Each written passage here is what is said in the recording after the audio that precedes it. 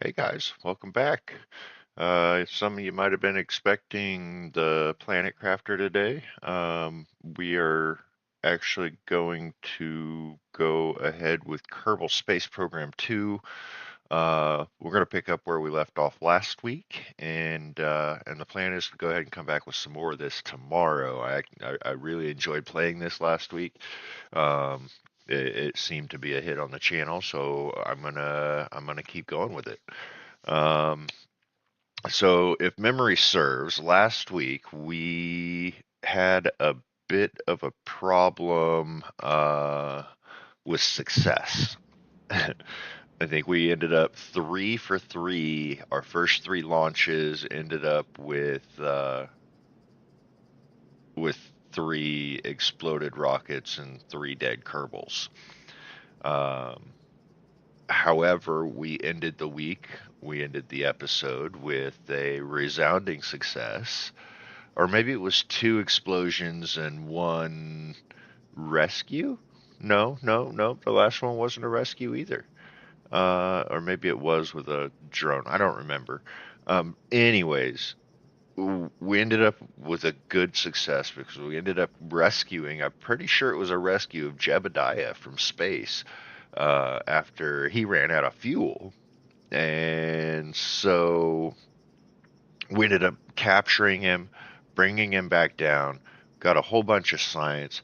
I don't remember if we spent that science, so that's the first thing we're going to do. We're going to go take a look at research and development and see if we have science points. We have 301 science points. So tier 2 takes 230 to unlock the medium orbital rockets. Or we can use those points to unlock the rest of tier 1. Well, maybe this is 51, 150, it's 210, 290. Yeah, we don't even have enough to unlock everything here. What is our current mission objective? That's a good one. 1 small step. That sounds like we're landing on the moon. Time to prove the moon is not made of spicy space cheese. Land on the surface of the moon. Science 300. Okay. First dibs. Wants to make an action figure of Kerbal holding a KFC flag. Anything short of the real thing. We land on Amare in one of the moon's smooth dark lowlands and plant a flag. It's eccentric, so we need an orbit periaps of 70 to 150 kilometers and an apo of 300 to 8,400 kilometers. So we're going to the moon anyways. We're going to have an eccentric orbit at some point on our way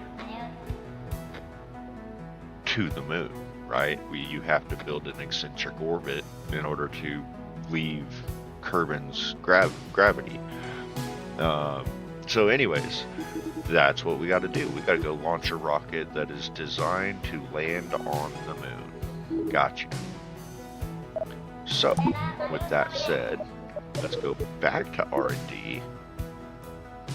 Back to R&D. Hey. Okay. Uh-oh. There it goes. Ah, horribly slow. So if we look at what we have here, we've got basic trusses. Those are just construction components. I haven't done anything with any of these yet and haven't come across a mission where I have any real need for any of these yet. Micro construction is smaller versions of essentially the same thing. Light aviation gives us cockpits, it gives us landing gear, wheeled landing gear, so moving, right? It gives us some more stabilizer control services, methane fuel tank for jet fuel, and a manifold intake and an actual jet engine. I'm not doing anything with aviation right now, so, and it doesn't look like anything is locked behind that except for these few parts that I may or may not ever need. Basic docking. What is going on? Why is this going so slow? Basic docking, thank you. Gives us the Clampetron docking port. That'll be important more later down the line. We have 300 points. I think it was 230 for the first stage of Tier 2, which is the medium orbital rockets. So we technically would have enough to get this and that. Let's look at the research miniaturization. That's the Science Junior. It's basically a smaller version, more compact version of the Science Junior, right? The little science thing. Where is the science? Oh, environmental science. But you're not gonna do it. There we go. Science Junior. There. Why is there two? Oof, cat. You can't be up on the desk. Not one on online and playing and streaming and all that stuff. Hard to see past you. Better window than a door, or better door than a window. You know what I meant. Anyways, so that smaller version of that could be useful, but again, I'm not super needful of it at this point, right? So I'm thinking at this juncture, because I really want those fuel lines. Those are going to be really nice, and it'll increase our range a lot. But for now, medium orbital rockets are going to give us a bigger engine to maybe push us out to the moon. It also gives us a 2-seat lander can, a moon lander basically, and some larger diameter parts here.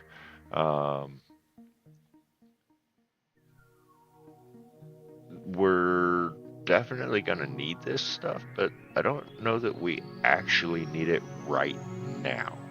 But we have to get it to unlock that anyways. I mean, we're locked behind this. We're going to go ahead and research that, spend those points, and then save what we've got left for our next trip back to R&D here.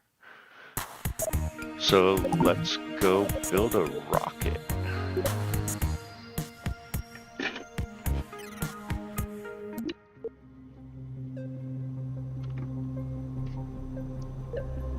Alright, we need something small and simple here. We're not going to go Apollo style as much as I would love to. I just want to be able to get there and back. So we're going to throw a regular parachute on this. We're going to throw a set of drogues on this. Those are the drogues, right? Yeah. A pair of those. Preferably not white. Not over the hatch.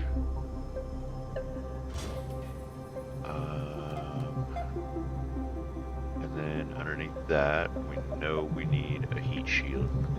Could very well be coming in really hot. Alright, we're going to do our best to be conservative on our fuel.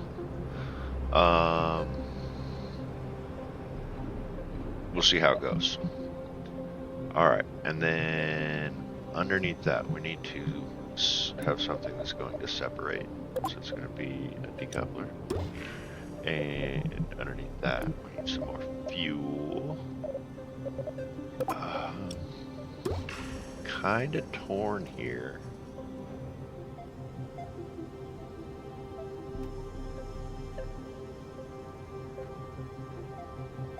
I might do something foolish.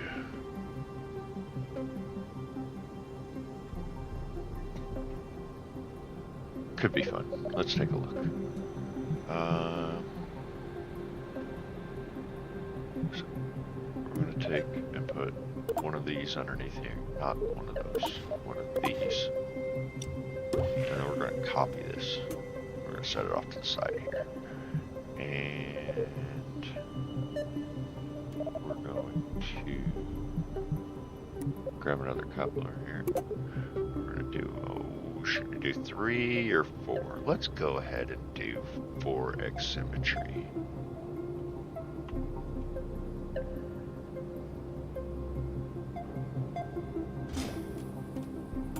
Or throw that right on those.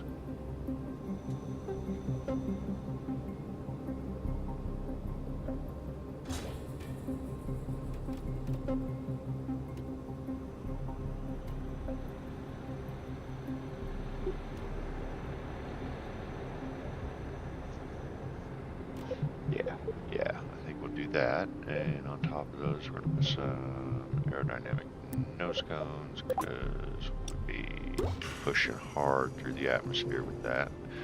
And we're probably going to go ahead and throw some struts on it too.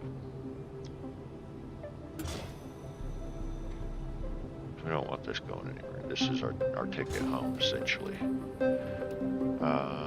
And then underneath that, we're going to put another separator.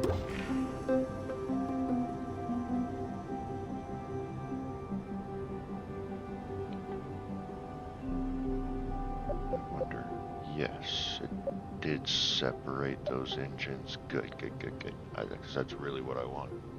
I'll put that one on there. Get rid of that stage.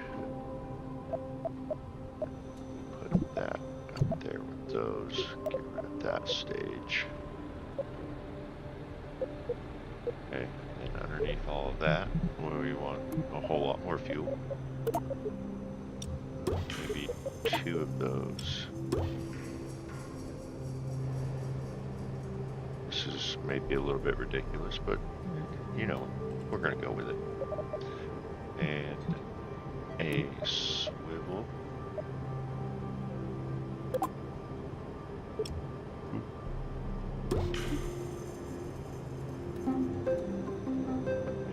And underneath that, this is where things might get a little interesting. So this is our transit stage here. This is what's going to get us to the moon. This is what's going to land us on the moon and get us back. And underneath that, we got to have what's going to get us up to the transit stage, to be the ability to move from Kerbal orbit to lunar orbit. And so we need something heavy duty to push us, right? We need another decoupler. And I don't think I have adaptive fuel tanks. I do not. Do I have adapters? I do have an adapter. So this doesn't store fuel, which is fine because it's still almost a quarter ton by itself.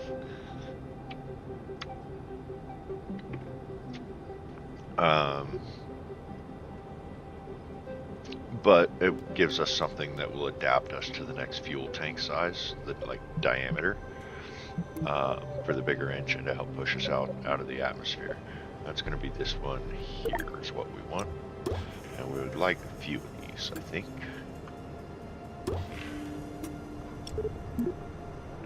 No, quit. Stick there, thank you.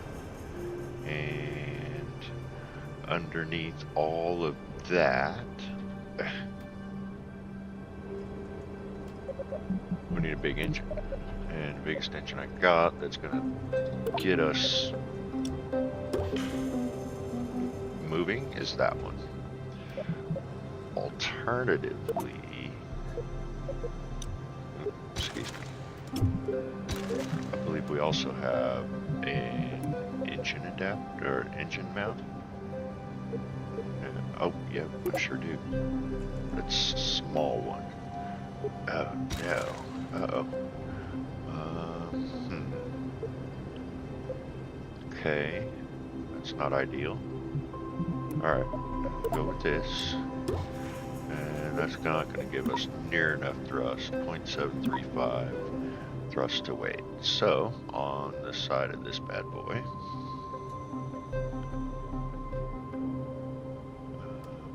about here,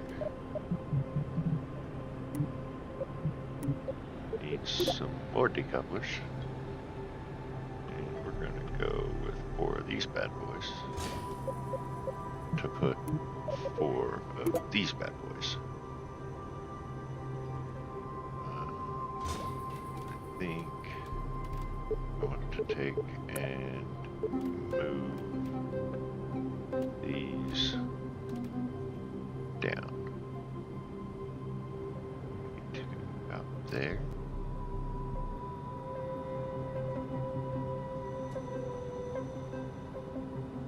Yeah, just a touch more. I think that's good. Oh, we'll be sitting on the boosters, but that's okay. And then top of those, we want some more nose cones. And we want some... What was that just under? No. No.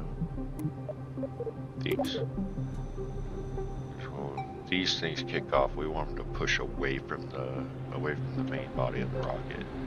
So, nope, that's not it. That's it. And they're pointing the right way, so the nozzles are pointing towards the rocket, which will push the SRBs away from the rocket when the time comes. We push them down here-ish. So that should be relatively center of mass for those things when they eject, which will push them straight out away from the rocket at that point. Hopefully there's not too much in the way of aerodynamic forces pushing either end of those, because that could smash it into the rocket and end our mission rapidly. But that should give us enough thrust to weight to launch this rocket effectively, stabilize the SRBs. That is not where I want you. It's a little more better. Maybe grab this end and reposition it there. Yeah, it looks better. Alright, and then almost forgot a very important part, and that's going to be actually a few things that are going to make this or help this mission be successful. I can't say make it be successful because I don't have a great track record so far. But one of those things, of course, is going to be landing here. It's super important if you're landing on the moon to have something to zoom in, twist it around a little bit, and so go ahead and extend those bad boys, make sure they're underneath the engines. They are, we're good. Bring it back up. But we also need, that I didn't think about like at all, is, do we have a payload bay? Payload. That is exactly what I'm looking for. That it on there. And inside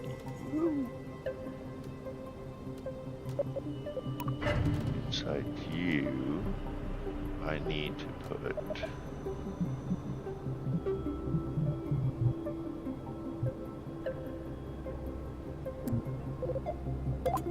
patio.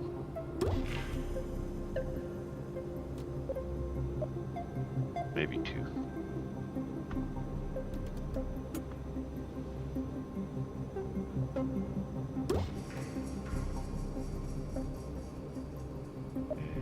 And anything else I can put in there, I wonder?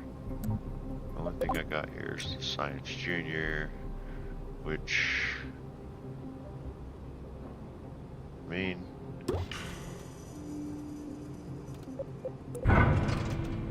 so, whoops, go ahead and stay there.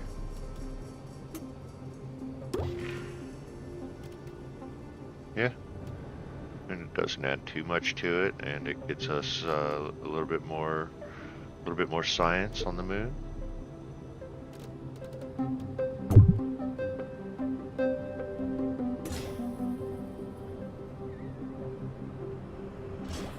And then we also need to add something to actually gain the electrical charge to keep those batteries going. So back to electrical, and we want to put some solar panels on the side of this thing. Yeah, good, come on. Maybe it just looks weird for some reason. There. That's good. I can live with that. Hope the solar panels can. And probably want something down here for aerodynamics as well. I think we do kind of need the control surfaces for this big rocket. Alright, and so what does that give us? Get rid of the parts list. What?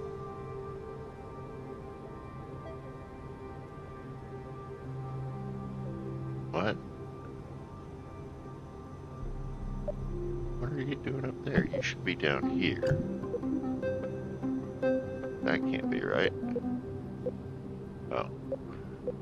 You should be up here somewhere.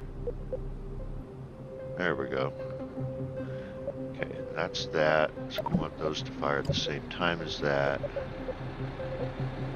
Which will get rid of this. 1.367, that gives us plenty of thrust to weight. Get that off of there, so double check our staging here. What? What? How do I have more? What? It's got a 1.367 thrust to weight, but I'm only firing that. That was only 0.73 something thrust to weight before I added these. And what happens if I put those down there? Nothing. Okay, maybe it's just before any stage separations. Maybe that's it. Okay. So we can get rid of that stage. So those fire, that fires, those run out of fuel here, which pops the decouplers there and fires the separatrons, the little jets that push the boosters away. The main fuel tank runs out of fuel. It separates there and fires that engine. That's going to be the swivel, which is going to push us hopefully all the way to the moon and run out ideally right about the time we're getting there and circularizing our orbit. That'll give us all of this fuel to make our moon landing and our return trip to Kerbal. Okay, so when that stage runs out, so when all this fuel here is gone, we want to kick into those engines just in case this here isn't enough to get us to the moon. We want to make sure we're using these 4 engines first, because those are just dead weight that we don't want to be carrying if we don't have to. And then those should be... What in the world happened here?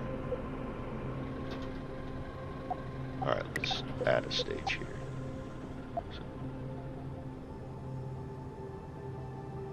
So yeah, that kicks, fires those. When those kick, we want to fire this.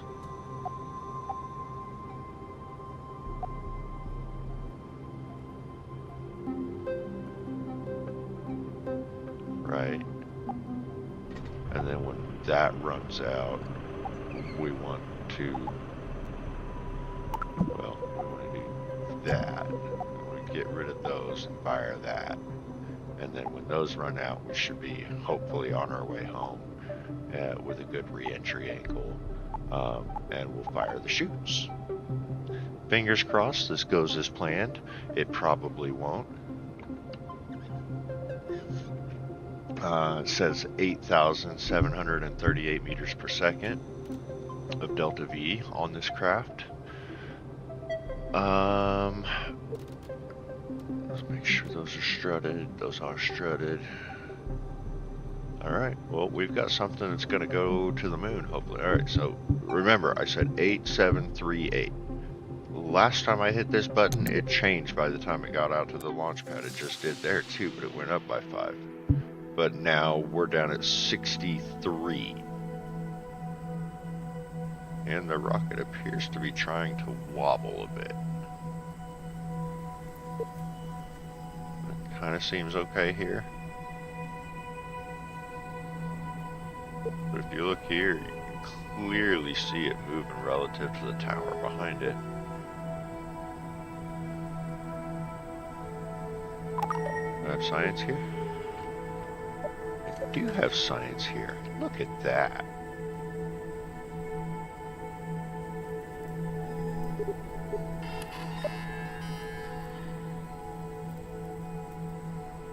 See how much this drains our 450 units of electricity to send those 2 things.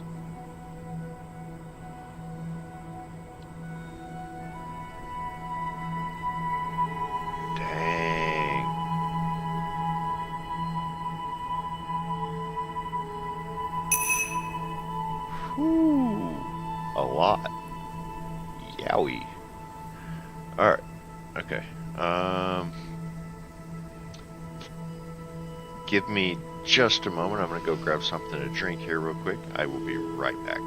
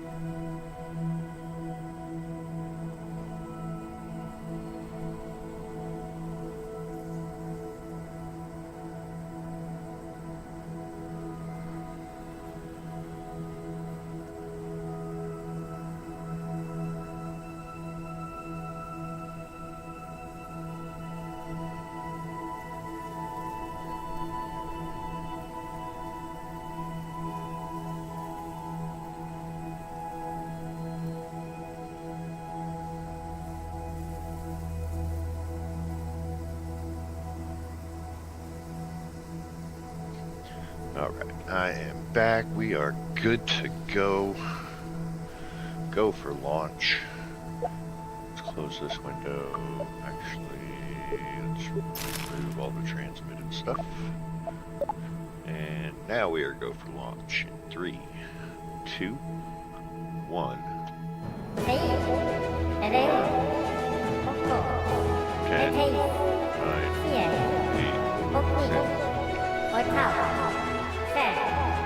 Alright, here we go. We have liftoff and epic destruction immediately. I have no idea what's going on here. Oh, that's not good. That's not good. No. Fire it all, fire it all, fire it all, fire it all, fire it all, fire it all. Save him, save him, save him. Bill's alive. I don't know what happened there, but that was not stable at all.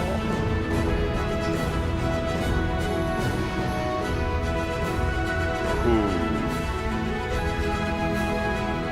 I am kind of glad this was not a career mode. Bad wrong.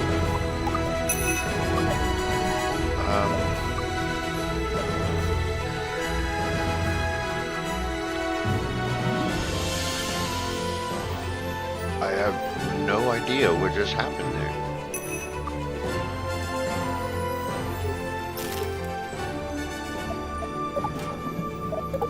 Alright, well, recover. Not bad at all. I mean, any landing you can walk away from, I guess, right? Welcome back, Bill. Welcome back. I'm gonna try to load that rocket back in. Excuse me.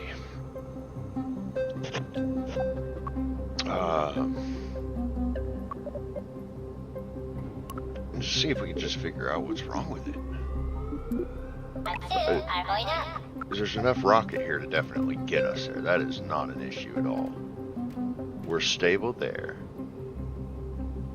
Everything looks to be lined up. We got struts to the main body, right?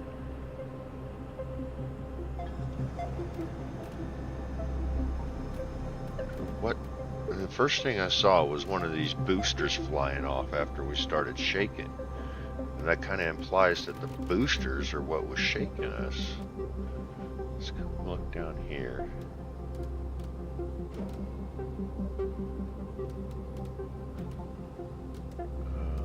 Maybe we'll reconnect these.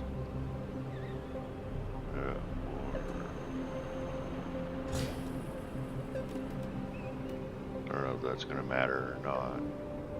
And then I go ahead and throw a few more struts on here.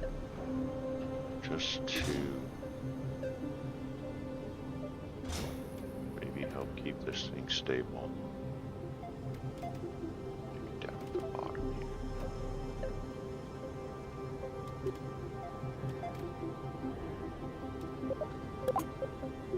So I don't know what actually happened here. That was really weird. And then I think we're gonna go ahead and throw some of these bad boys on.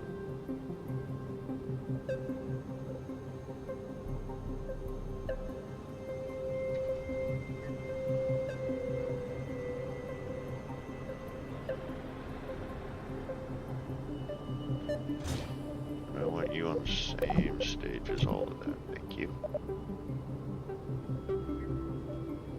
See, now it only says we only have 6,200 meters per second. We still have 1.5 meters per, or 1.5 thrust to weight. Cool. 6229. Let's see how much lower it drops us. 5,600. Seriously? Yeah, there's something wrong with their delta V calculations, I think. And on more than one aspect. Alright, Bill, you ready to try this again? That was scary last time, wasn't it? It's all good though. You came back. Safe landing. But, yeah, let's go. Okay. Scary to drop it first. We want a high apparatus in any case here.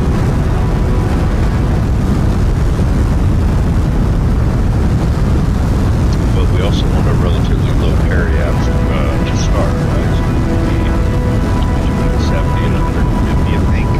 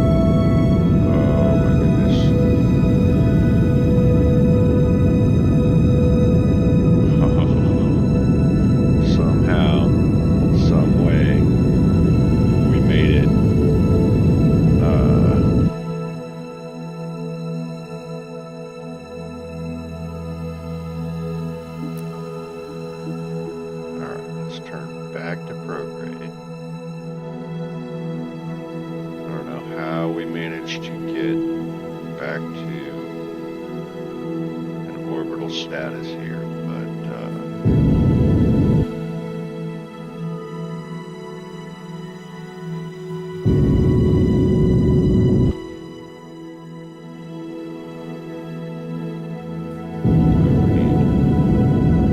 above 300 here anyways, right?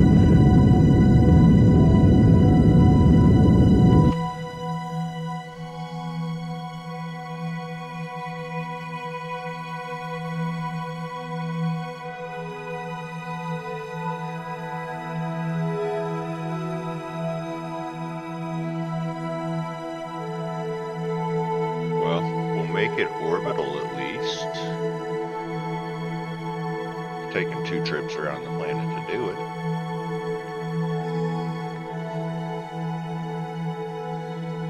And we don't have the fuel in this stage to get us to the moon and back. Or even there, really. Because I totally botched the takeoff. But we might still have enough fuel to get us to the moon and back. 4 or 5 tanks and the engines attached to them. Maybe. They're not powerful engines, but they are fuel efficient. Alright, we're outside of the atmosphere. We can pick up the pace a little bit. In fact, we might just follow this all the way out to our... Actually, why don't we just do the smart thing? Plan a maneuver there to circularize, get our Perry above 70.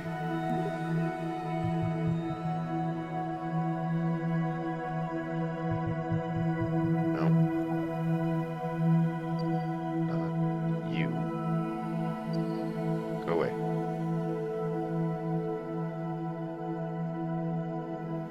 Justin Perry axis.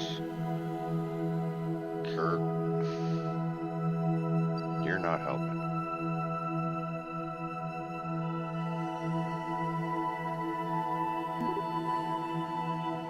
You're not helping.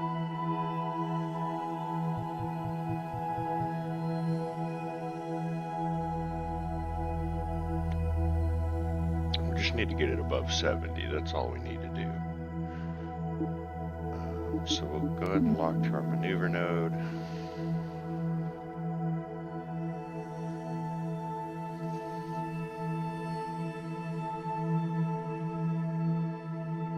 And once we get spun around, we'll fast forward to the time warp, or time warp to the just before the maneuver node.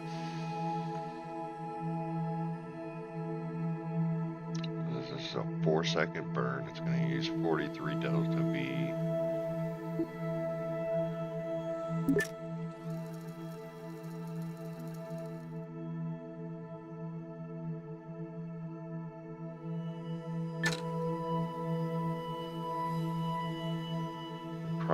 not even going to need all of that. I just need to get this above 70. That should give us the, nothing new there. Thank you.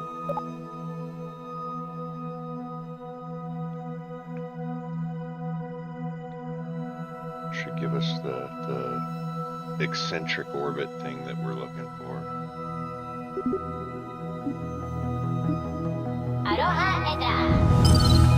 There it is. Okay, now where's the moon? The moon's there. The moon's there. We want to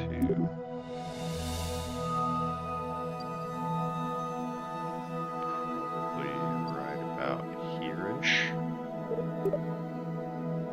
We want to burn prograde.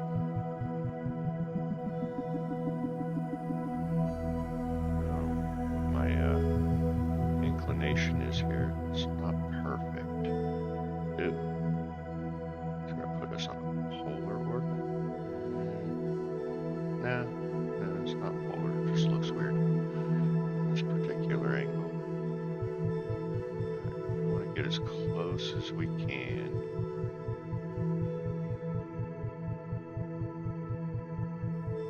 So maybe that's not the best place to do that.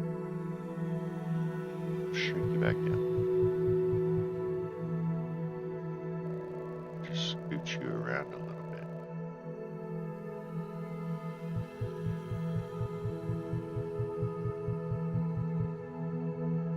Yeah, it's a lot less fuel burn there. 740 versus the 1,000 something that we were at before. And the more horseshoe shaped this here is, the better. Because that means we're going at our slowest point here, which means it's going to require the least amount of energy to slow the other end of that down and snap it shut, put us into orbit. And we could probably, fudge that just a little bit more too. Yeah. Puts our periaps there, 200 kilometers, and if we spend just a little bit more fuel, so I like to get that down to about 30-ish kilometers. Whoops! Oh, okay. I totally screwed something up there. Why is my delta V usage not changing down here?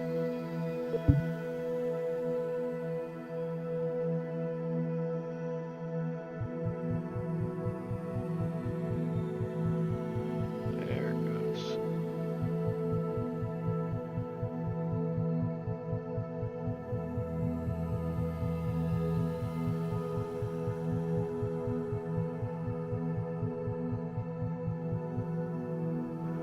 Sure, we'll go with 25. How about that? 741 delta V. Let's go ahead and lock to that maneuver node.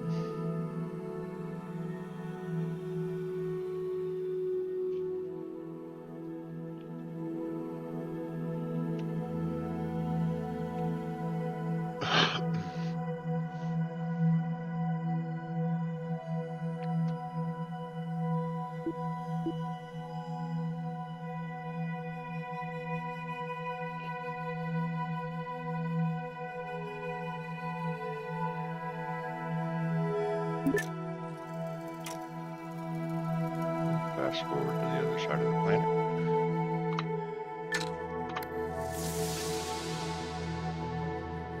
We're just under a minute. We'll fire up them engines, or that engine, burn off the last of its fuel, and then kickstart these puppies. Which you should be on the same stage. Why are you not?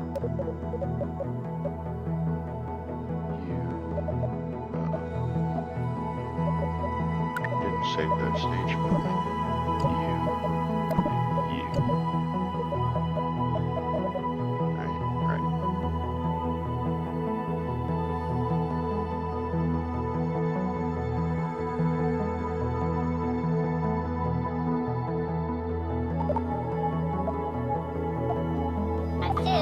Alright,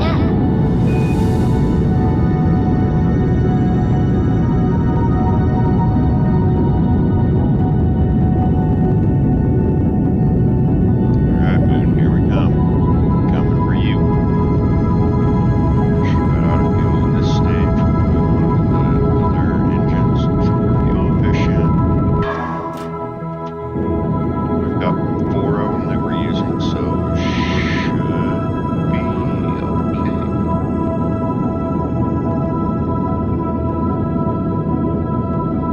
We want to shut this off right as this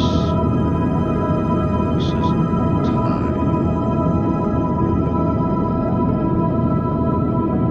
The timer doesn't stop between stages. For some reason it makes me double press the space bar.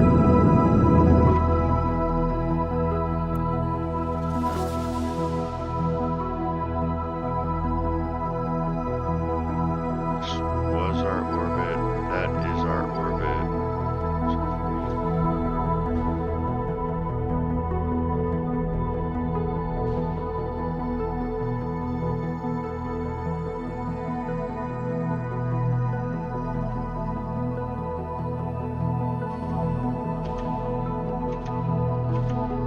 So get us lined up as closely as we can here.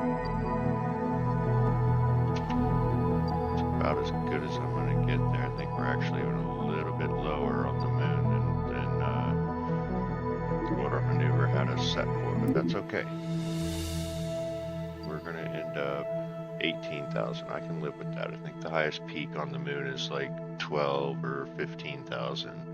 And that was from Kerbal 1, so I don't even know how accurate or inaccurate that statement is in Kerbal 2.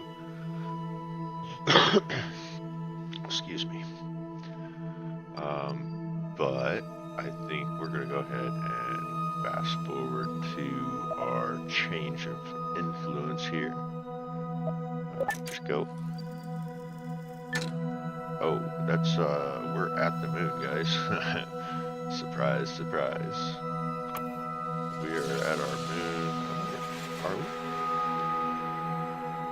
Oh, we're not at the moon periapse. Yeah, this is just, we're leaving Kerbin's orbit and entering the moon's sphere of influence. That's what's going on here.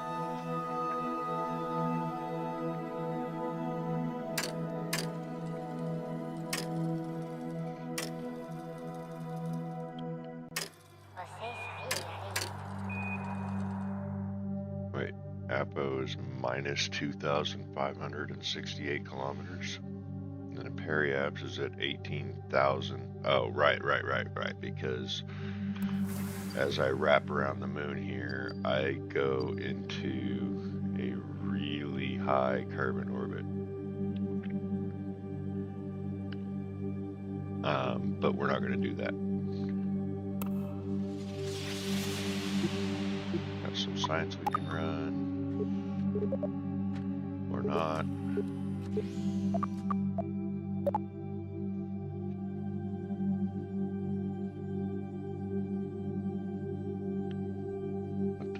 What is going on with my camera here? It's weird.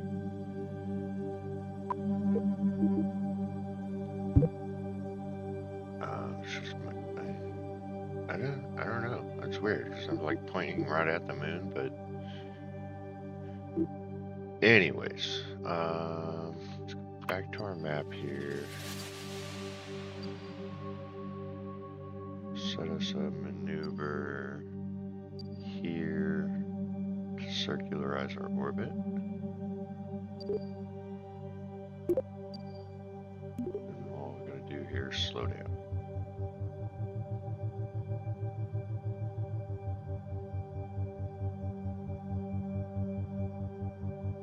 Slow down to a point where Perry and Appa are about to swap. There they go. And that should put us pretty close to circular around the moon. Hopefully not below terrain altitude anywhere. Yeesh. That could be ugly.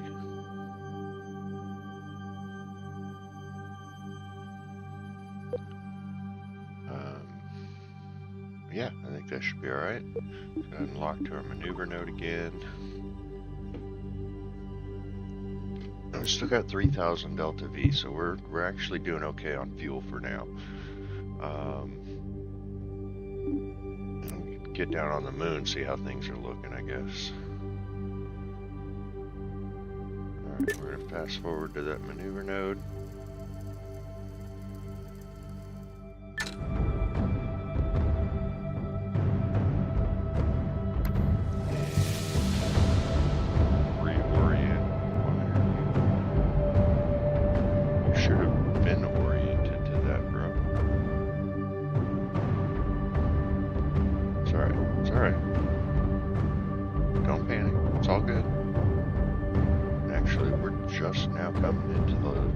Into the daylight. That's kind of ideal, as long as we can get landed in one of the Mars in here. Marie. Aroha entrada.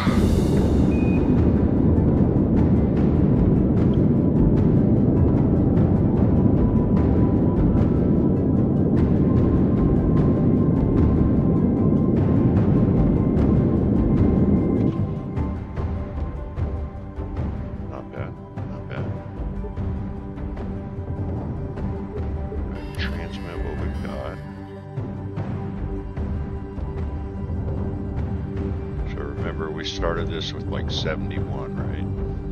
We had 2 or 301, we spent 230. We've got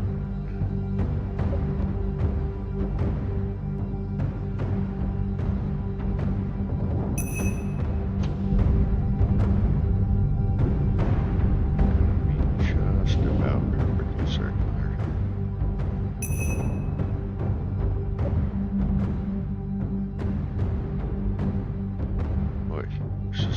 Forever. Using a lot of electricity.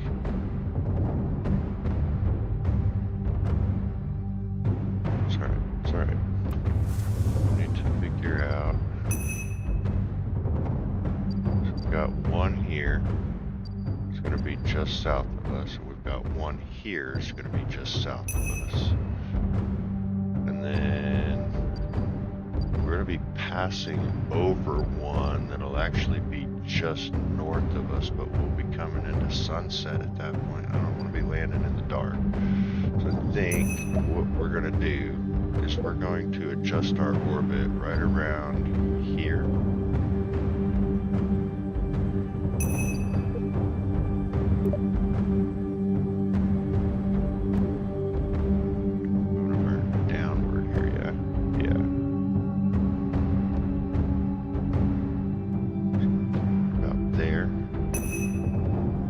Just going directly over that.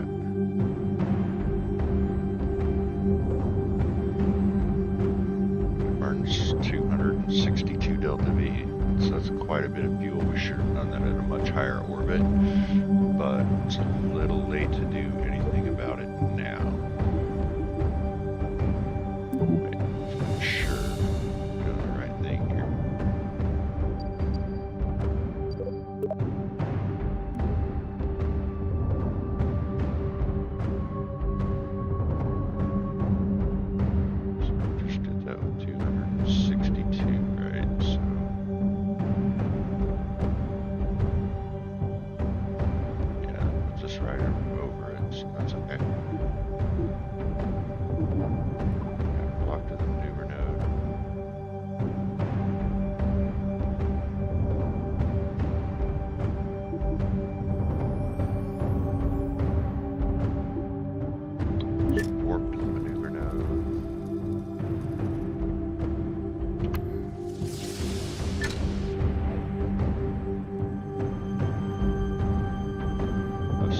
Seconds, a 14-second burn to align our orbit where we want it to go. Do that from here.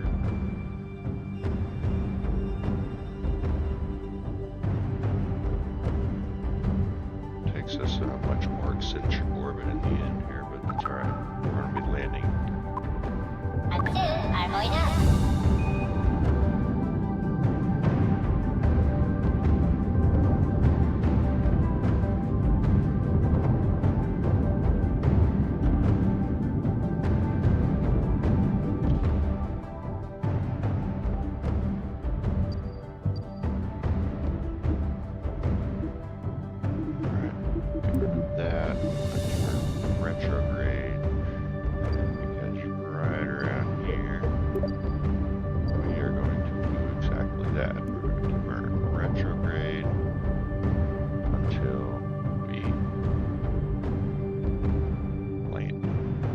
I know this is not exactly the most efficient way to land. I know this. But I am not a very efficient lander on the moon.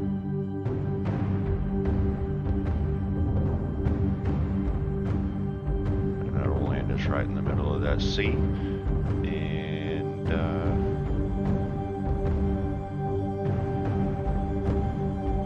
hopefully we'll actually land on the moon. Still have a little bit of fuel in these tanks to get us back off of the moon and have the other one up here for maneuvers and a return trip. So with all that said, let's get our landing gear out. We didn't put any ladders on this to help old Bill here get down to the surface and back, but that's okay.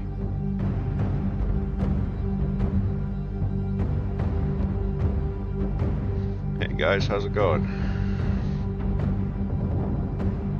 Giving Track Weekly News, welcome along.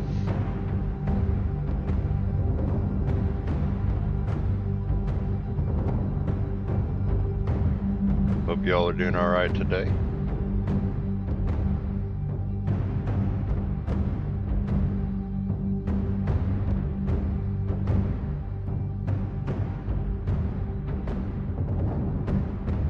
Let's get us a little bit closer to where we want to be here.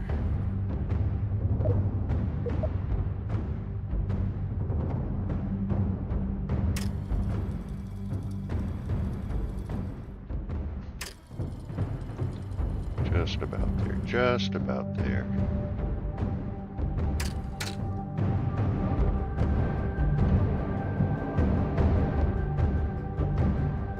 Dang, let's go ahead and get rid of that so we can land anywhere now.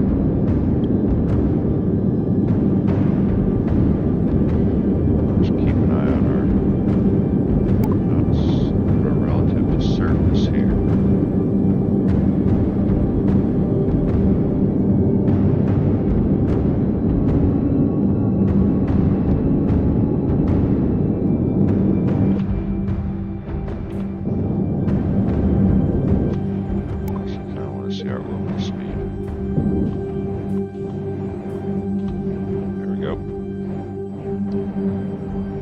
Basically dropping straight down.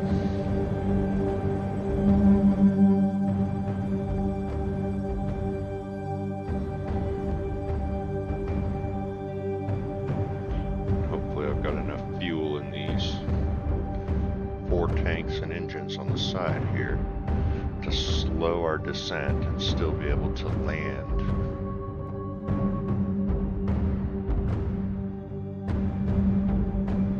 Just those 4 engines, and I won't have to engage that last final center engine to finish the landing, I guess. We're 20 kilometers up, doing 65 meters a second, rapidly accelerating. It's all right. Get down to about 10 kilometers here. Start slowing ourselves down.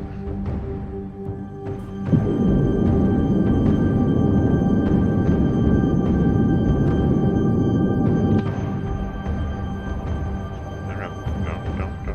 Okay, that's fine. That's alright. Because we kind of want to burn a little bit in that direction anyways, I think.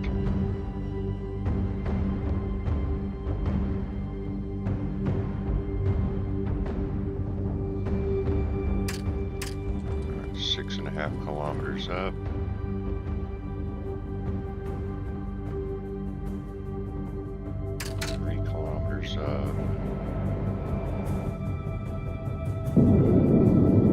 slow ourselves down a bit more. Try and make sure we have enough fuel left to actually land here.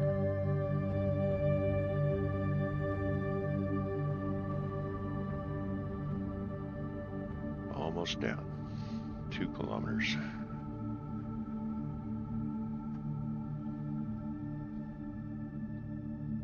$65 meters a second.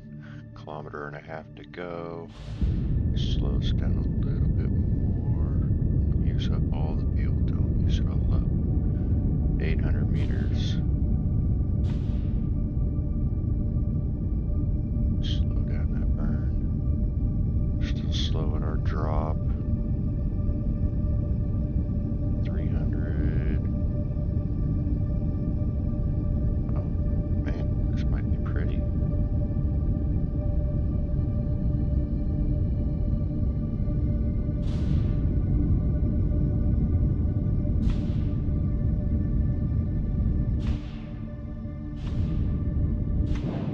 Those engines might be just a little bit too powerful. Nope, nope, nope. Drop, drop, drop. Yay! We're on the moon. Landed successfully. Have just enough fuel to push us off of the surface, and then we stage into that final one. Yay. I'm actually kind of excited about that. That couldn't have gone much better. Alright, so first we landed on the moon. We want to run some science right now. We should have some new science that we can send. And then get old Bill moving here.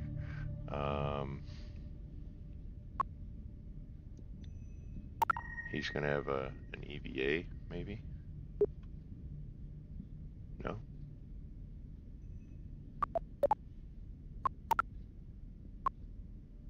Perform experiments here to earn new.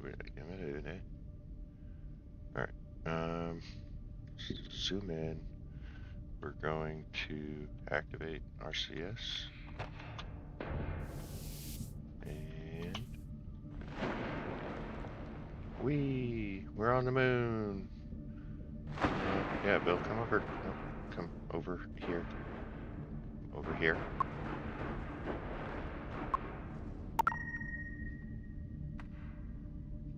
Run your little science experiment.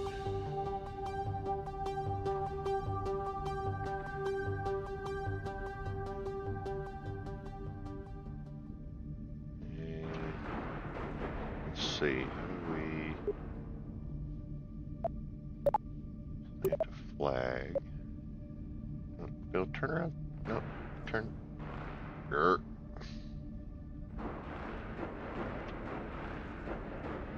I'm not fond of the controls here. All right. So we could build a plant a flag.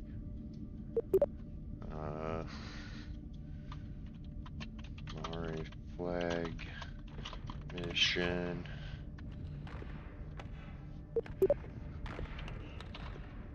Landing successful. Important. And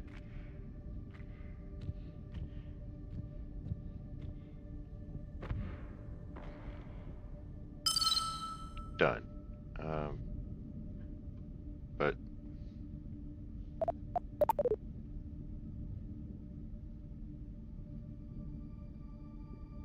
all right.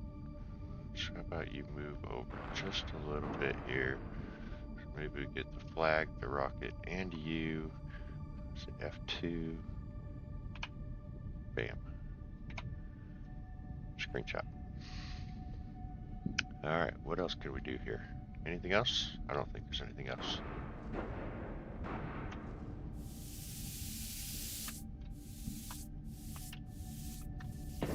Oop, bouncing off the fuel tanks.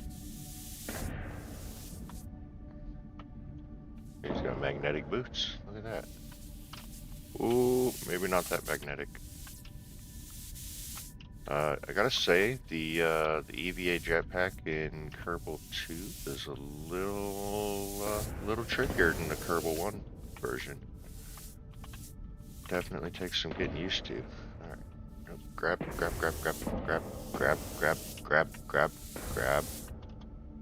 Alright. Get on board. Scaring me. Hello, Just Burnt Toast. How are you?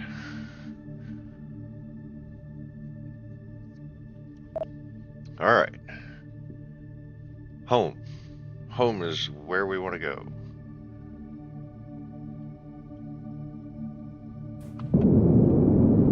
Which is that away. Stage. And that away.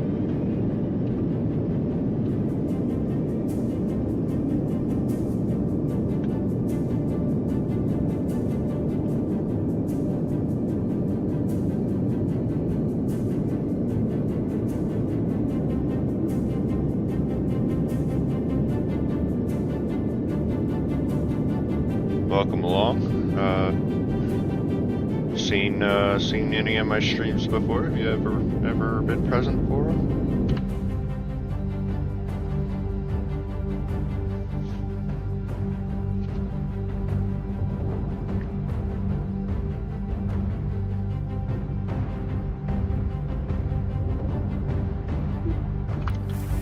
Get up here to our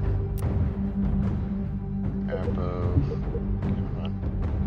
There's not much rotation here for some reason. Create a maneuver. Want to burn prograde. Are you a Kerbal fan? Circularizer orbit. That was a lucky moon landing, man. I almost botched it at both ends. I don't know if you saw the launch, but it didn't go well, and then barely made it to the moon with the fuel I intended to make it to the moon with. But yeah, it was lucky. Lucky is about the best I can hope for there. I don't know why I can't get any rotation out of my camera here. It's weird. I've got a little bit of KSP. I mean, I've played a fair bit of KSP 1, KSP 2. I don't know how you felt about the release, but I was really pleased with the science update and the game mechanics and improvements that they made with it.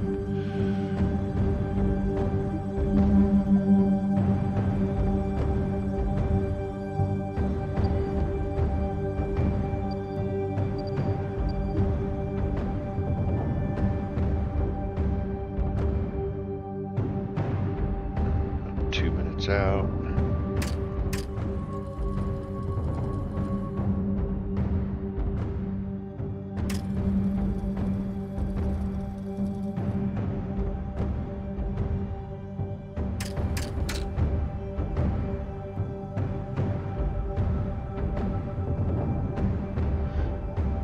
It started out rough. I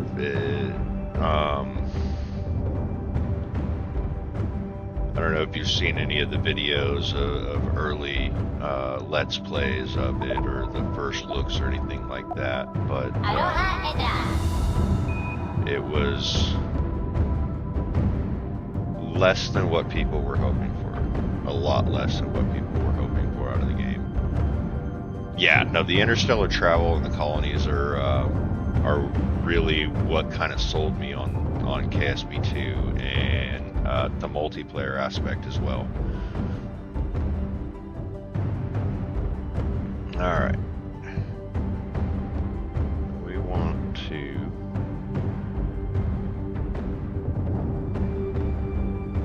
probably right around here-ish. Get rid of that. Like, seriously, what is going on with my rotation here?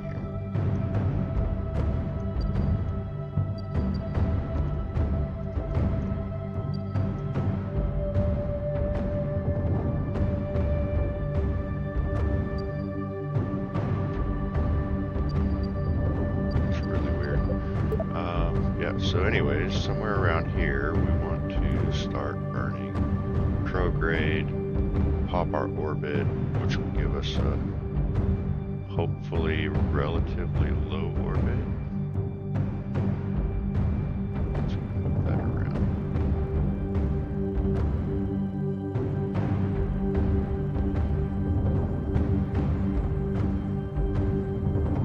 It's about as low as it's going to get there as we get closer to Kerbal. It's not nearly as buggy as what it was before. Hello, Merp. How are you? Yeah, but no, KSP2 definitely was really, really buggy initially. It is.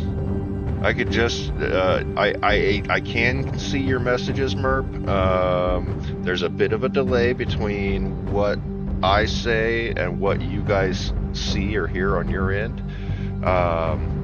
So me seeing your messages is going to be after that delay occurs, right? So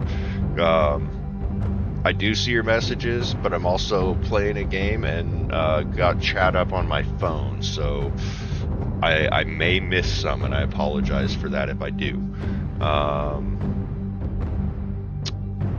But yeah, just burnt toast. KSP2 started out really buggy. It's not nearly as buggy now as it was initially. It's actually playable in its current state, and the fact that they added some kind of progression with science makes it even more playable, in my opinion.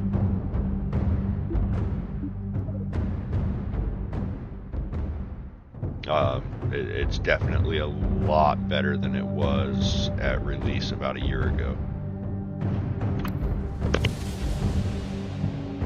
Alright, 10 minutes from our maneuver to go home.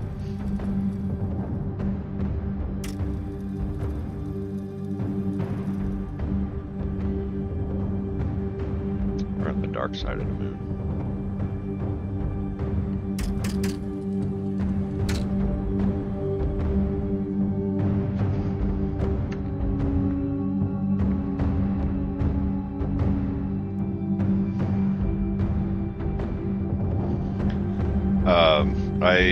I streamed a little bit of this last week. I guess it was Wednesday, and it seemed to be really popular on the channel after the stream. So I figured, I'll keep going with this. I'm gonna stream some more of it tonight, and I'm gonna come back with some more tomorrow. If you guys want to come back and join me then too.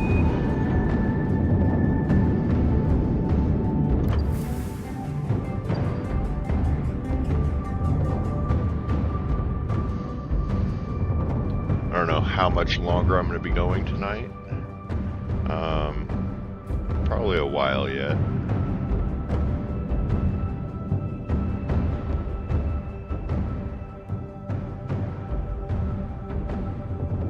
I have never tried a point of view landing in KSP, no.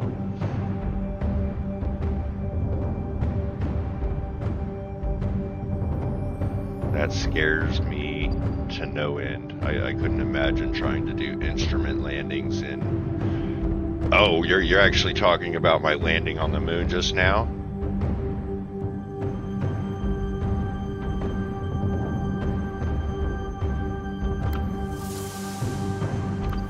Let's see, where did that end up? Pop that.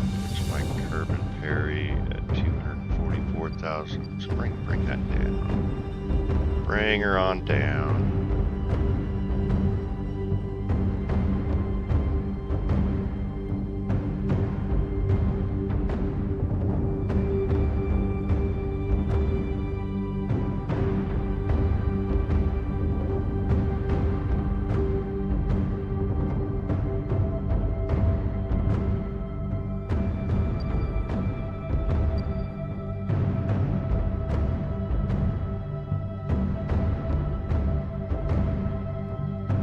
Sorry, Murph, I'm not sure what you meant.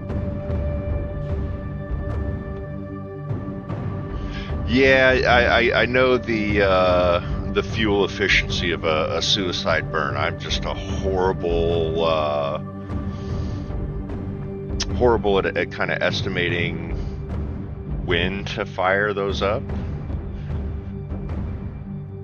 to do a fuel efficient suicide burn for landing. I know it's better to wait till the last minute to use your engines, but yeah, no, I don't like splattering, so I'll slow myself down way before I get to the surface.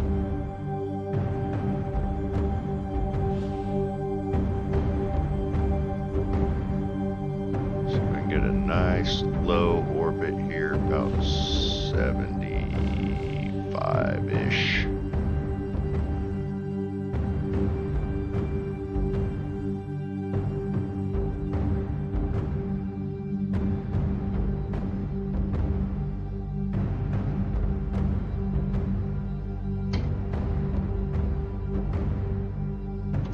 Alright, and we are homeward bound. Hopefully we have enough fuel. In fact, we should probably find out if we have enough fuel to do a re-entry burn here, or if we need to use a little bit of aero braking. I could go straight for re-entry, but I don't know if you've seen, well, if you check back on my channel and look at the first few launches from last week, re-entry heating was it was harsh. Let's just say that.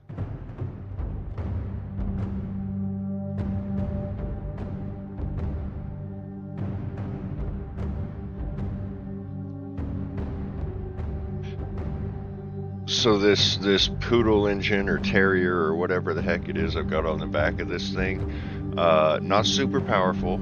It's not going to slow me down much as I'm getting close to the atmosphere. Unfortunately, it might save me 50 or 60 meters per second, although it says 500 meters per second here.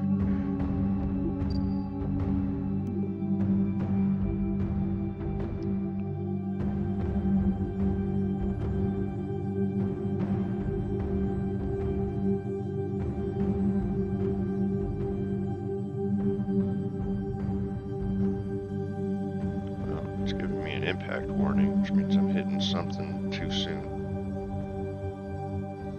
Let's grab this.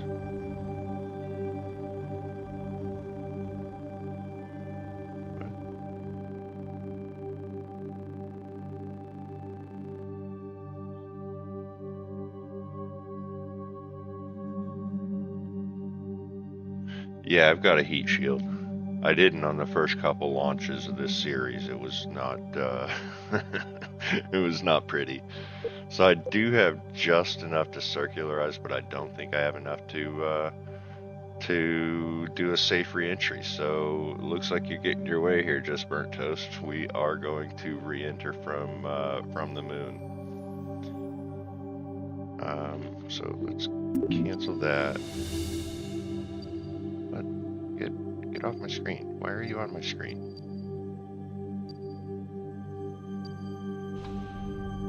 We should go for about 40 kilometers. That should be okay, yeah. And then once we get close to the atmosphere, we'll do as you said and burn retro as we get there.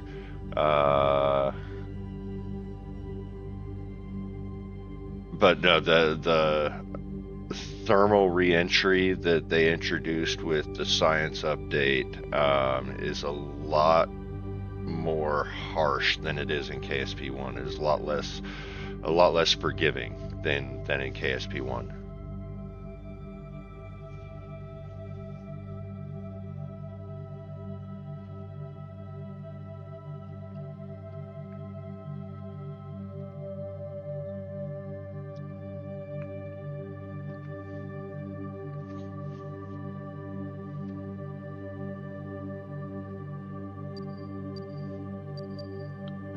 Let's go ahead and set up time warp to there.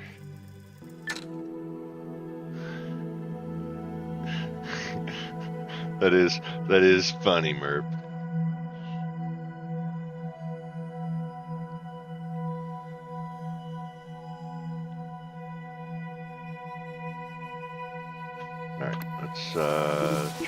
retro here because we're 300 kilometers up and rapidly descending.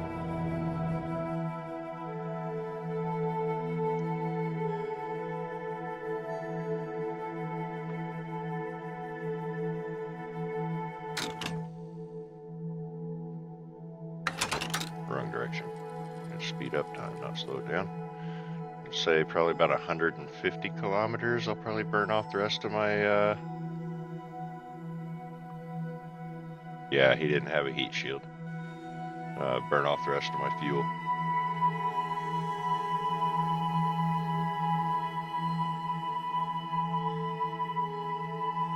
So yeah, we're moving just about 3,000 meters per second, so 3 kilometers a second.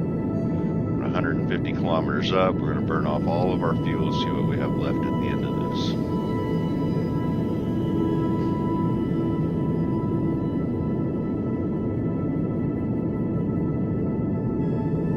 I mean, theoretically, it should slow us down to around 2,500 meters per second.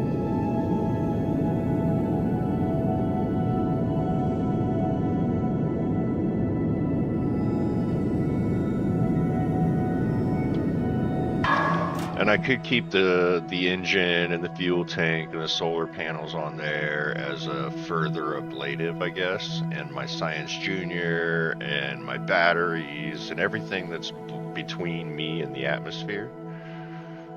You do run the risk of flipping over, though. But if old Bill here can hold this craft in a perfectly retrograde re-entry angle, what did that do for our orbit anyways? Oh yeah, no, that's got us coming straight in, doesn't it? Sweet. Sort of sweet. Not sweet at all, really, because we're going to be coming in really hot at a very relatively steep angle, actually.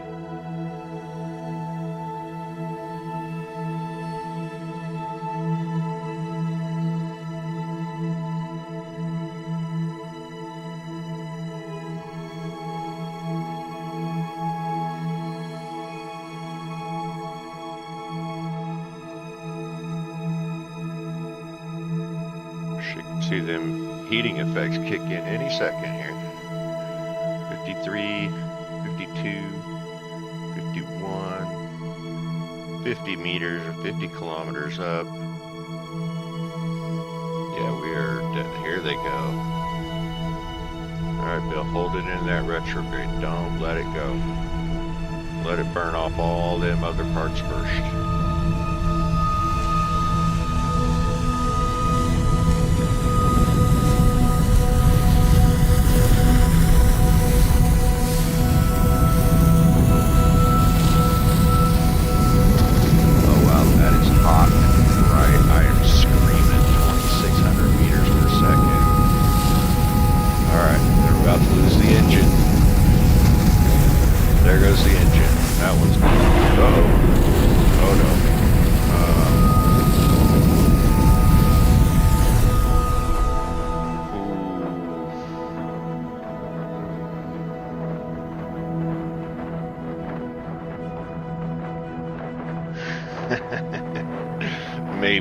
Maybe, I don't know if it works that way or not. I mean, I suppose it would if you wait till somebody says something about the joke, but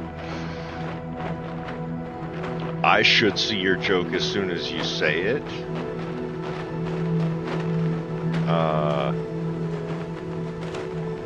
But you won't see my response for several seconds afterwards, assuming that I respond.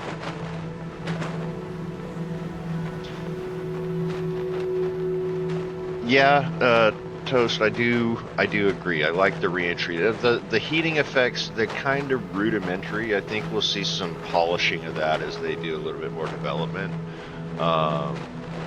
Because it is still pretty early stage in the game. I mean, they've only had one major roadmap update. But they also said when this one came out that the cadence for roadmap release would be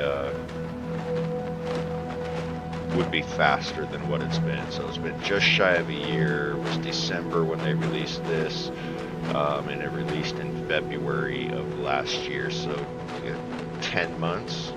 That's not really that bad for a roadmap release, in my opinion. Although I would have personally have liked to seen it sooner, but that's just because I was really excited for all the features that they said that this game was going to contain. Alright, 2,500 meters up. We're dropping our speed off. We're actually going to have a successful mission right out the first launch. We'll pick up another 300 or so science for this one, right? That's enough on its own to get us the fuel lines that we need. And I think we got the other bonus missions, both of them as well. We planted the flag on the moon in one of the lowlands, and we got the eccentric orbit on our way out. Alright, I will call that one success. And I probably missed a bunch of science somewhere along the way.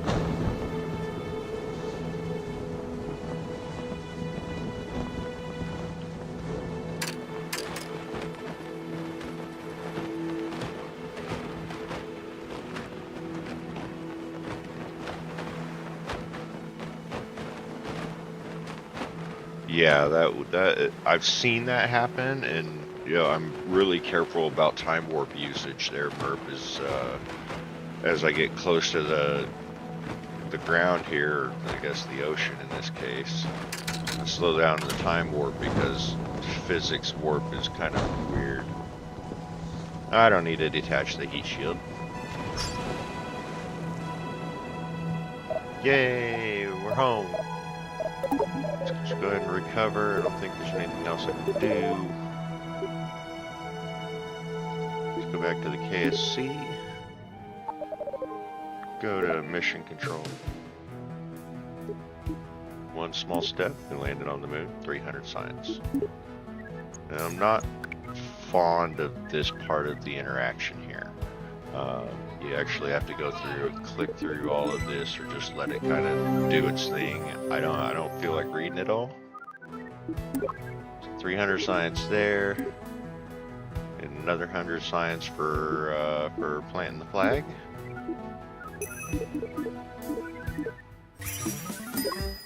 And another 100 science for being in getting the eccentric orbit.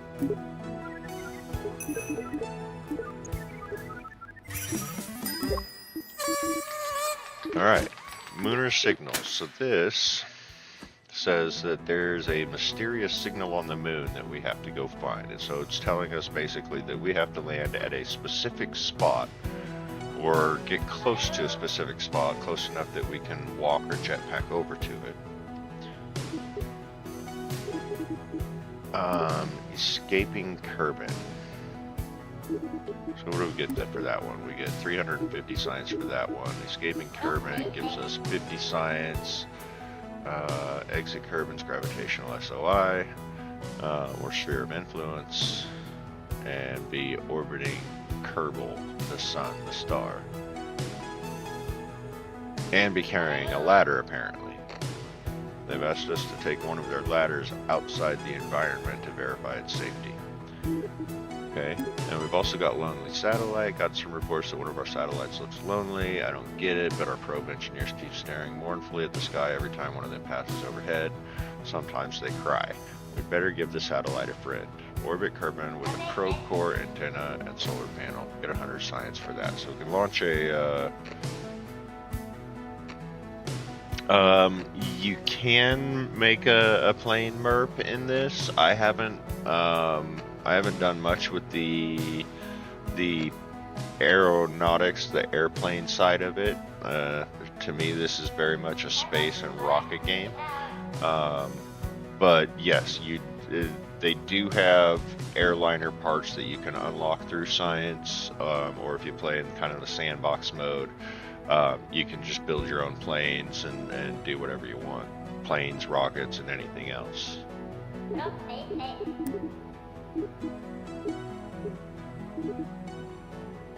So we have research that we can unlock. Oh, can I? I can, I suppose. Not really much into the aeronautics side of it. Like I said, this is very much a space game for me, and it's all about the rockets and traveling to the different space bodies. Definitely want the fuel lines. Got over 1,000 science there. It might be something that I get into at some other port, but definitely more into the rocket side of it for me. Alright, so we got medium launchers. That gives us the mainsail. That's the big medium-sized engine. And it gives us the next size fuel tank and the next size monopropellant tank. That's the engine that I really kind of wish we had had in that last launch. It might have made the launch a little bit more successful. But what else do we have down here? Enhanced electronics, which gives us better probe cores. Looks like better antennas, better solars.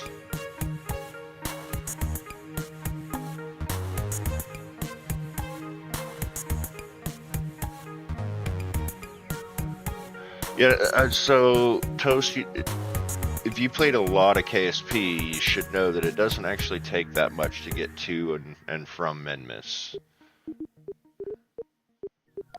Expanded construction gives us some more couplers to stack SRBs underneath us instead of on the sides. Some adapters, some beams and panels. A radial attachment point, that could be neat. Precision aerodynamics, and this here is what you're talking about, or the parts here are what would kind of go towards what you were talking about there, Murph. Is I lied. None of these are aerodynamics. I mean, they are, but they're nose cones and stuff like that. Reaction wheels, grid fins.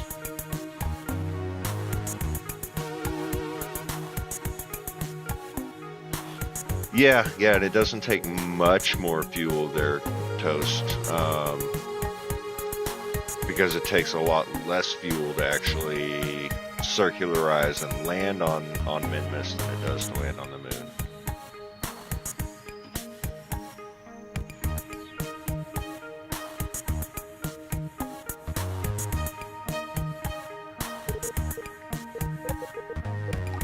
Oh, and precision propulsion. These are the... Ooh, I really like that engine. That's one of my favorite engines to make landers, actually.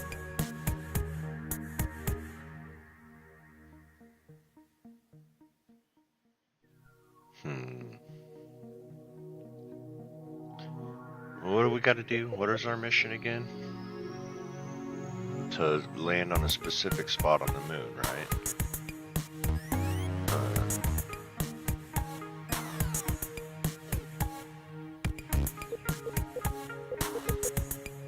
Yeah, I think I'm gonna get that one. A little bit more expensive. Let's go back to tier 1. Did I get the docking? I did not. Actually got 270 points left. Gonna get me anything on this road here.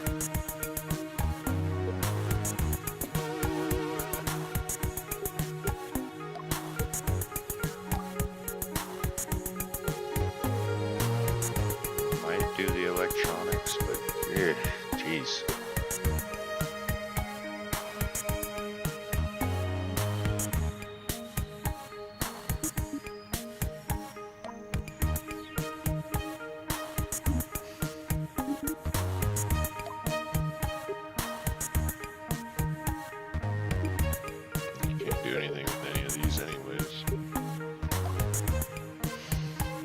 Yeah, I don't see much in the way.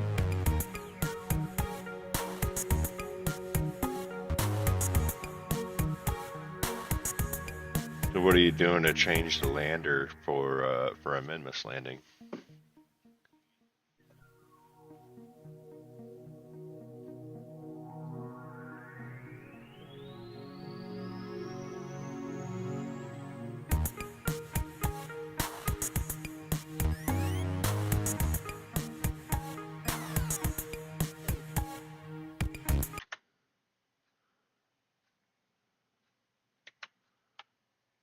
Oops. Wrong buttons. Yeah, I don't know. There's much more I'm gonna research here right now. I don't think there's really much anything here that I really want. So these could be helpful, but again, not overly concerned about it. And I might just take that same rocket that I just used, except put a bigger engine on the back end of it. Let's go back to DAB. Yeah, we should still be live.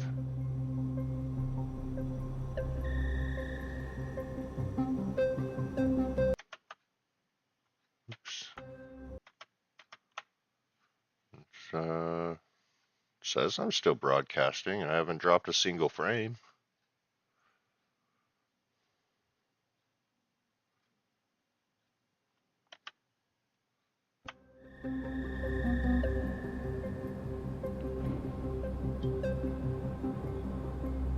Something similar. Oh, for my lander that I just used and the one that I'm actually getting ready to use again because it worked. This one. Aloha Edra. Fix our stagings that seem to be broken. That. No, not that. Those. Yeah, I like this. I like this design here, Toast. It has served me well. It's really stable for landing purposes because it's got the 4 legs, the wide base, and all of that. Oh yes, and I can adapt this a little bit further by taking. Got the fuel lines, the fuel tanks is.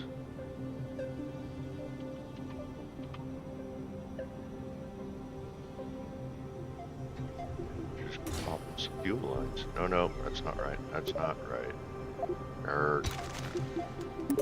It's got to come in from the tanks on the outside, the tank on the inside. Well, but then, you know what? I think we're gonna do it anyways. What? That is not where you're supposed to go.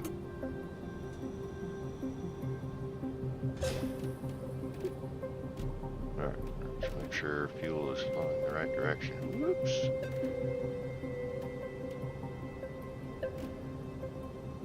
Of course, I don't see the arrows now.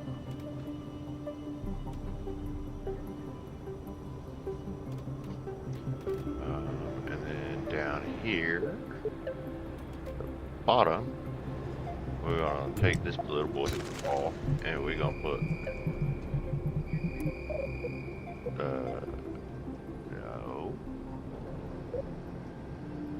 no,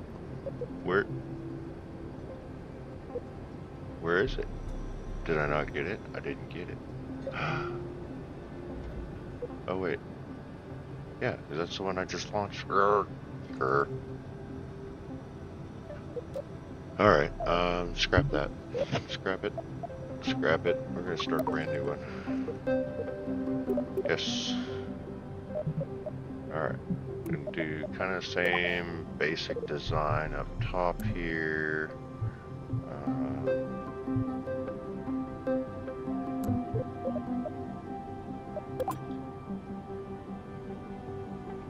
Nope, that's not the right one. That one.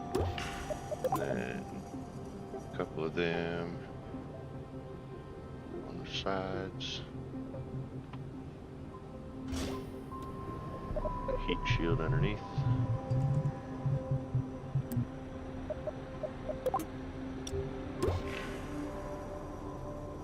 Hello, Matthew. Welcome along.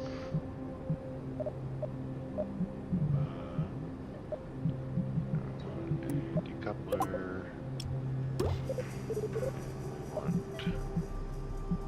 I'm gonna bring our science thing with us. We also want to get a payload bay on there. Throw some batteries in.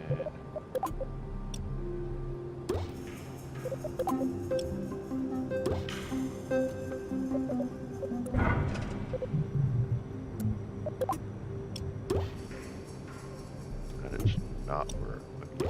Thank you.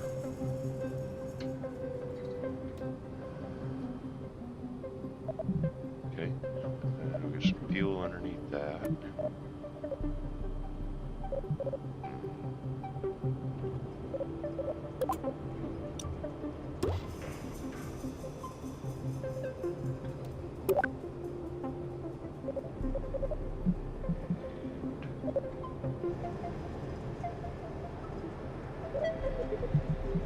Go back and remember how I said I liked these thud engines?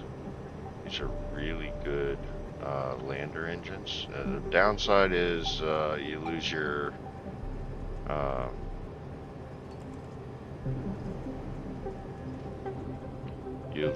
wide base and the stability that comes from it. But these are really powerful engines that don't take up a lot of spot.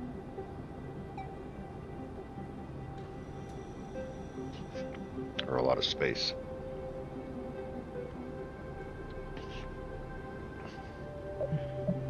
And we want to decouple underneath that. Probably move those engines down a little bit. And I want 4 of them. Not 3 of them.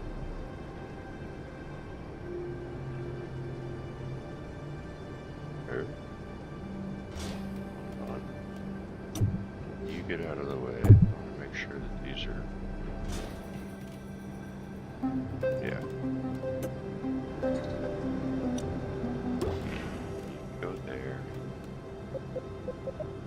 More fuel.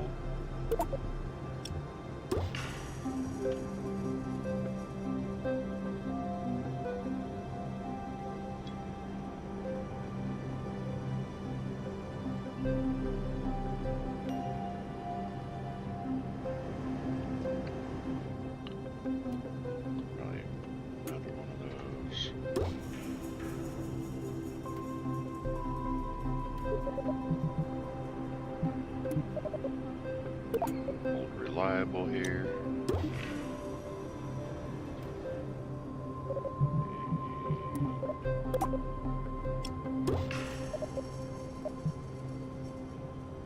We do kind of the same idea, I guess we did last time, didn't we? You think?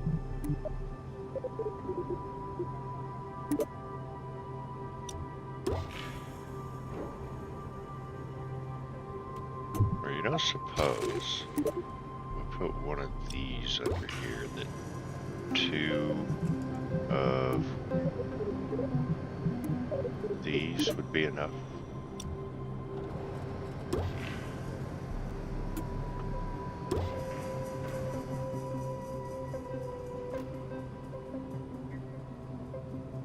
You think that would get me there?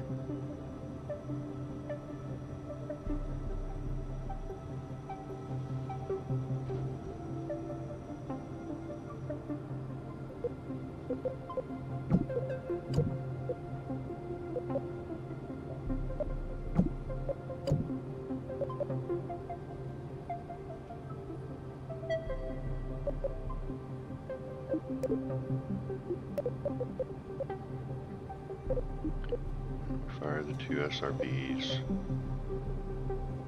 Medium engine.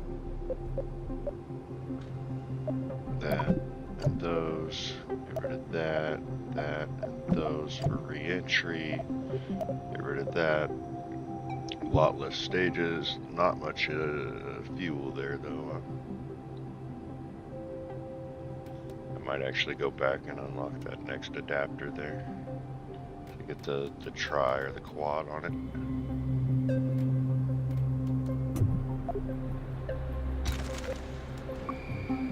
So just save this. And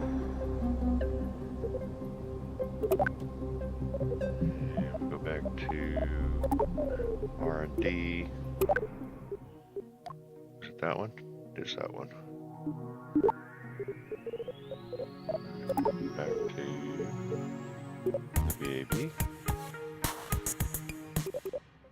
And see what happens when we throw one of them quad adapters on there.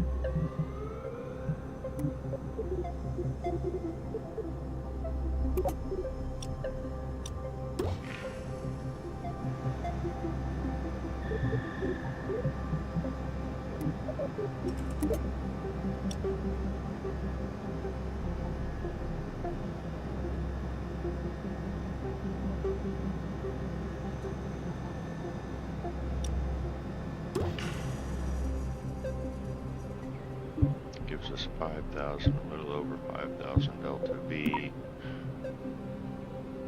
Barely enough thrust to weight. That doesn't make any sense.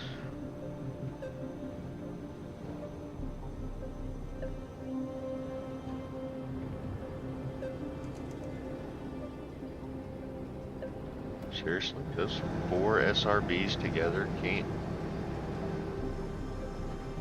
Seriously? Or barely enough thrust to get us moving?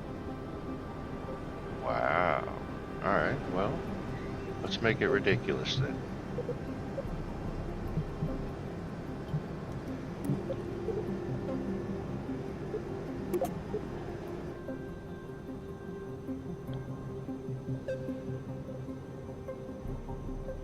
Come here. Sit there. Focus there. You come back here. Hey, quit it.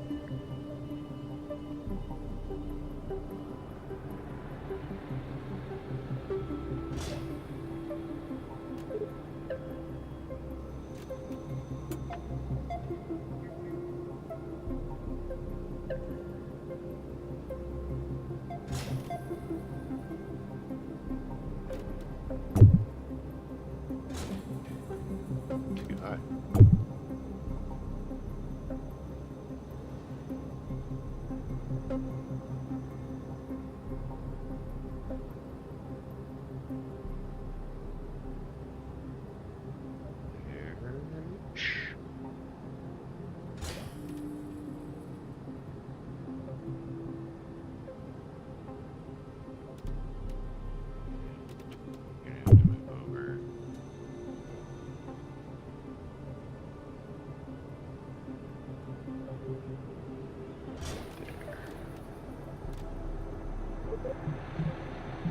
And let's throw some more of these bad boys on.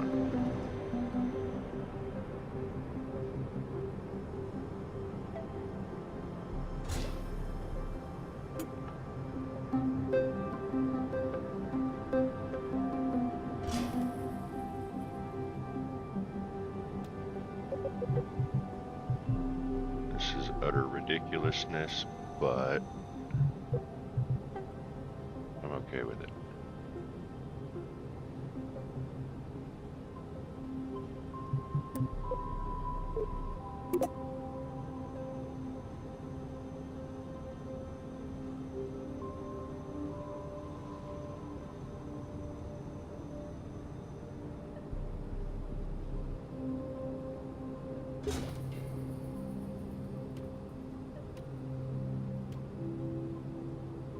Yeah. Okay. So we're gonna fire all 8 of these, plus those 4.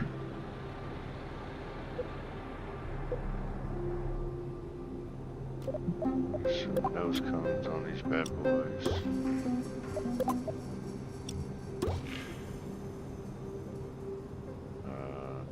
struts.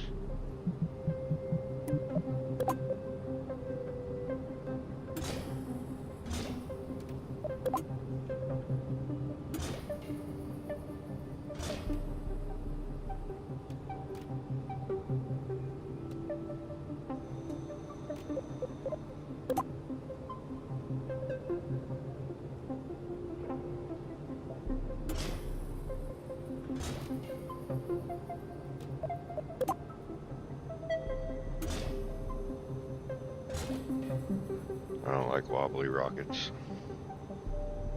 Alright, 5,703 meters per second it says now. It's alright. I think we're okay.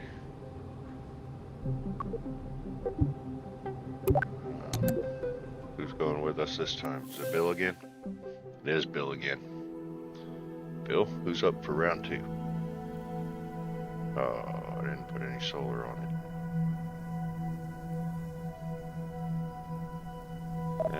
We'll allow a revert to this since we haven't launched yet.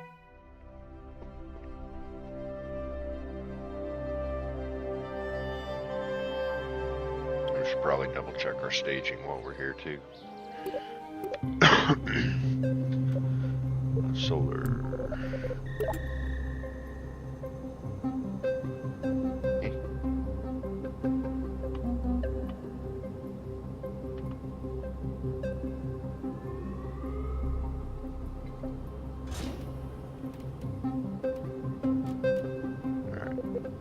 So we got our 12 engines.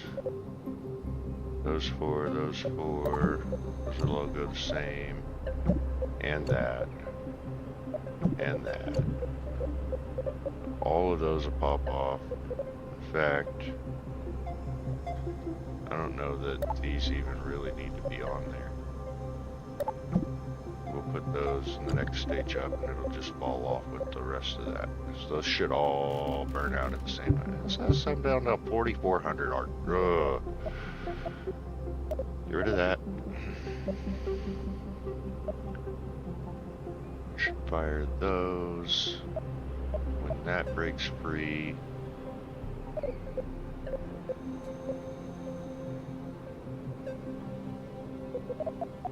Alright. Let's see what happens. Hopefully we'll make it. Hopefully we'll do a better job taking off than we did the last time too. And see, now it's down to under 4,000 meters per second. And there's definitely something wrong with their delta V calculations. Alright, it's gonna be a big launch, big launch.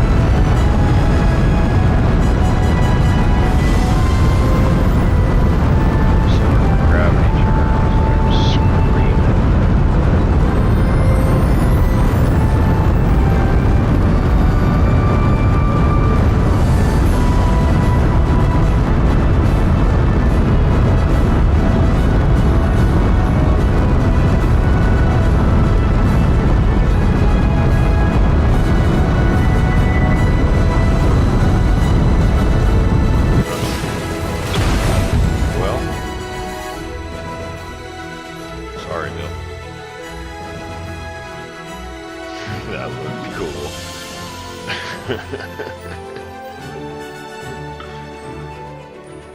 Okay, well, that happened. Man.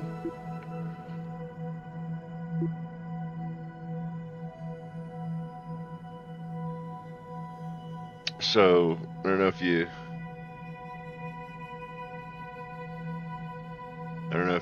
noticed what happened there, but I basically overstressed the coupler that was holding the SRBs to the bottom of my rocket. The quad coupler, that thing Yeah, I don't know if it overheated, but in any case, it overstressed, and all of those SRBs, still half full of fuel, decided that they were going to go faster than the rest of my rocket.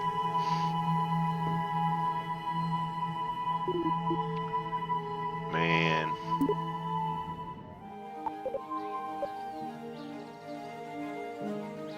So, too fast, too soon, maybe?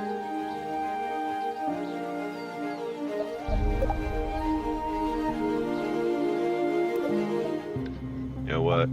I know this other rocket works. This is probably going to be my last mission of the night. Where'd it go? It's gone. Oh.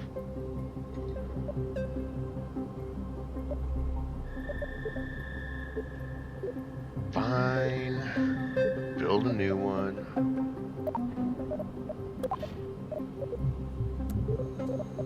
Shoots. Drugs. Oh, come here. Give me that back.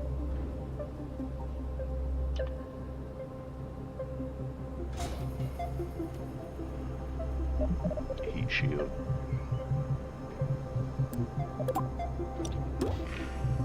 Coupler.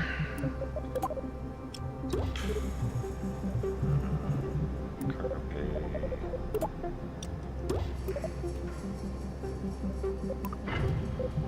Batteries.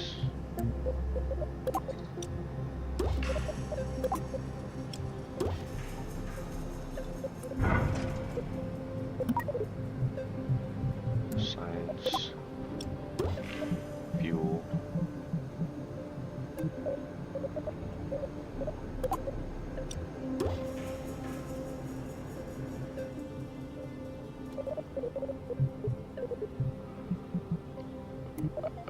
This. Copy this. No, not all of that. Just that.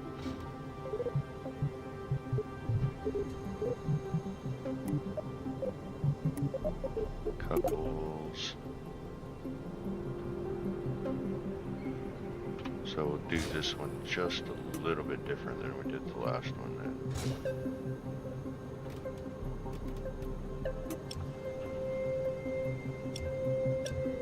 There you go.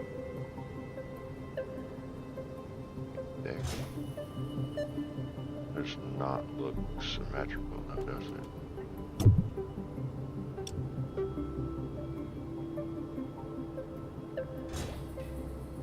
It's better. Oh, to raise it up. That same line. Up there.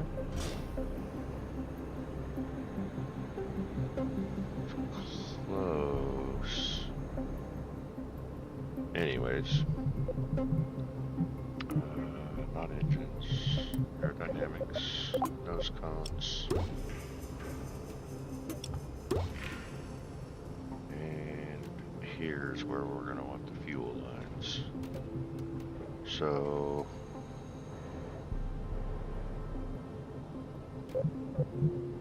I just want to get the landing gear, but fuel lines more important here. So which ones are the first ones to pop off? Stay there. So those are the first ones to fire and the first ones to pop off. So we're going to take the entry fuel line. We're going to put it oh, for crying out loud. Here. And we're going to go over to here. And then we know that these ones fire second, and their corresponding couplers fire later. So we want to take the fuel from that's left over in these and send it to the main fuel tank in the center. That should give us almost a fuel tank, a full fuel tank to get to slow us down when we get back home. Theoretically speaking.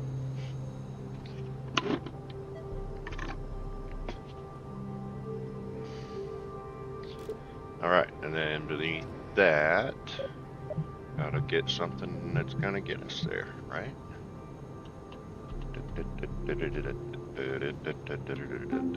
Fuel tanks. That's what I want. Oh, that's not what I want. I need a coupler first. No. Get there. Thank you. And then you. Hello. Come here. You go there. Should make it easier from now on.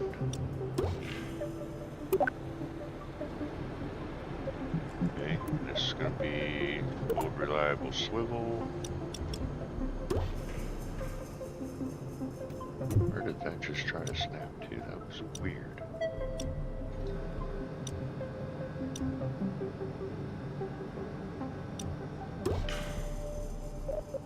Another coupler.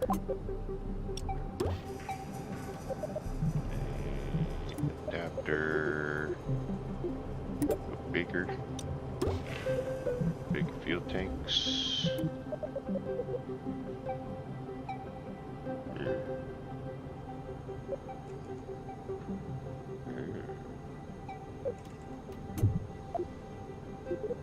I got an adapter for that.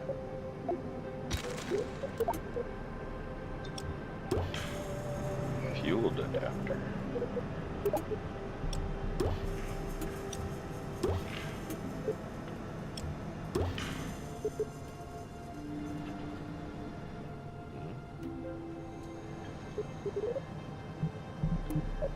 Big engine.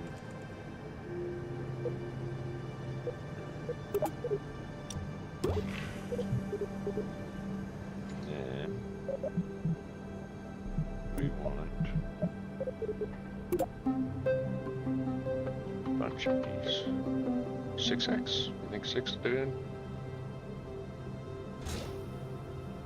Or should I go 8?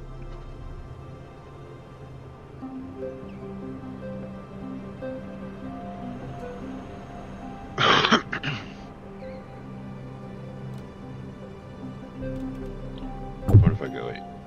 Go utterly ridiculous here. See what happens when we throw these SRBs on the side.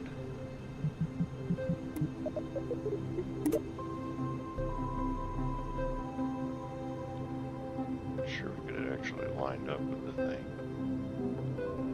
Can't see what I'm doing. Okay, I'm taking. No. I guess that's one way to do it.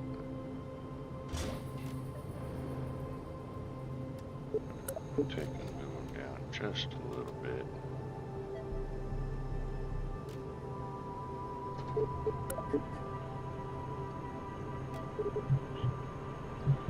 Nose comes on.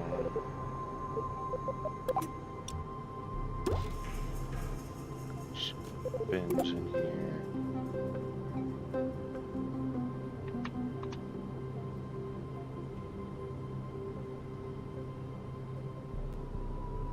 Weird how those don't align.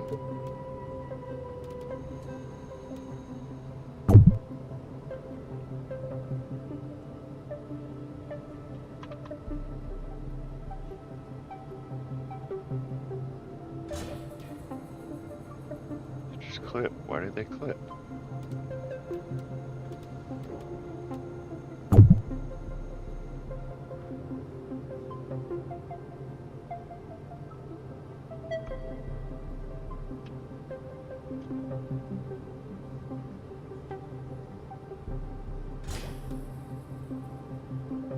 Clip on one side or the other, ain't it?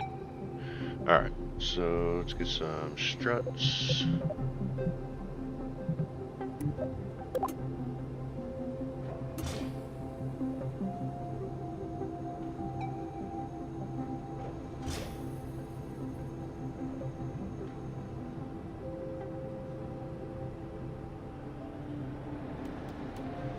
Should hopefully keep it mostly stable.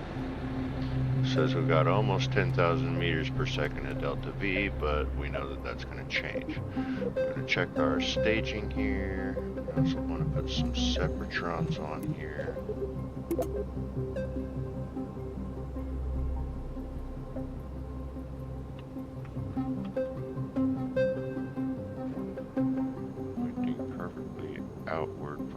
rockets, preferably.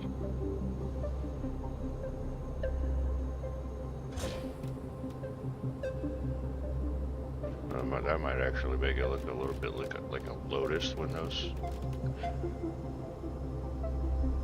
eject. All right, so we got not those.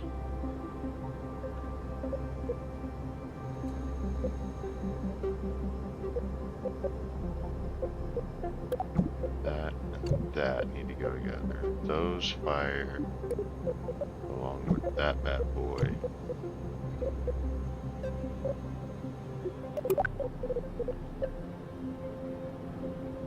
Those fire at the same time. And when that center stage runs out, we fire that, igniting that engine. Get rid of that.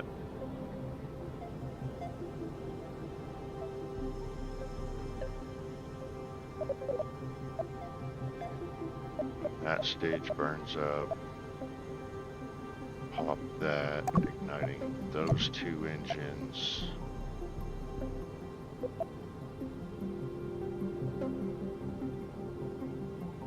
That should, yep. Get rid of those, igniting those two engines. Get rid of those, ignite that engine. Once that stage is burned up, we should be re-entering. One other thing we need to add, that's the landing gear to make sure it's stable for us to land on the moon, I guess. We're looking up there, not all the way down at the bottom. Grab that leg. No. No.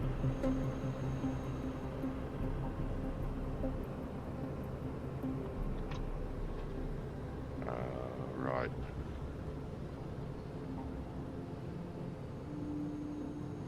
There.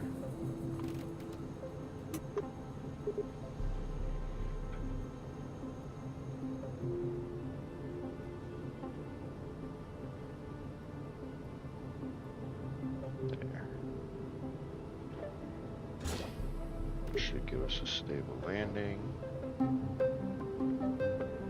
Alright, let's go. 9,470 meters per second is going to drop to 6,980. I lost 3,000 meters per second just by moving it outside.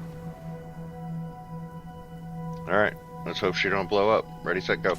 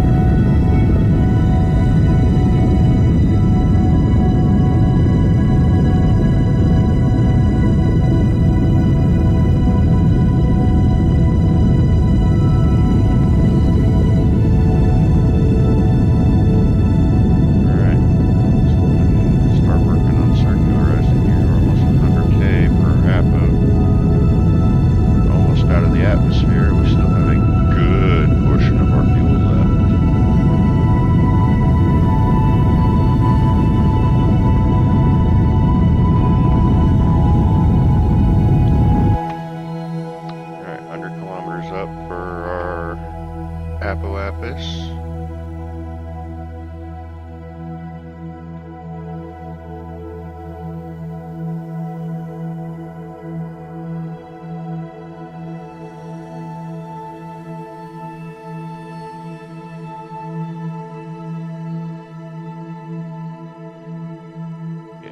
This is a much better launch than the last one. Well, I mean,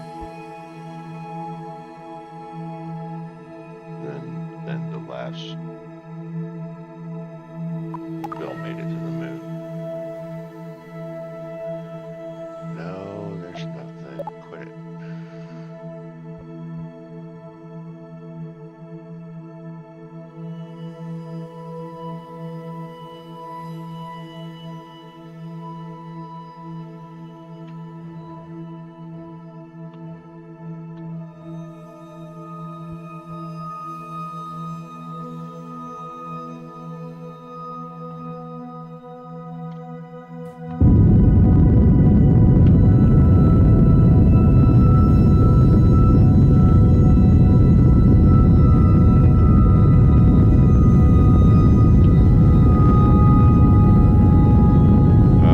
I don't actually get a whole lot of interaction from viewers while I'm playing. And I can't say that anybody's ever been deliberately hurtful towards me.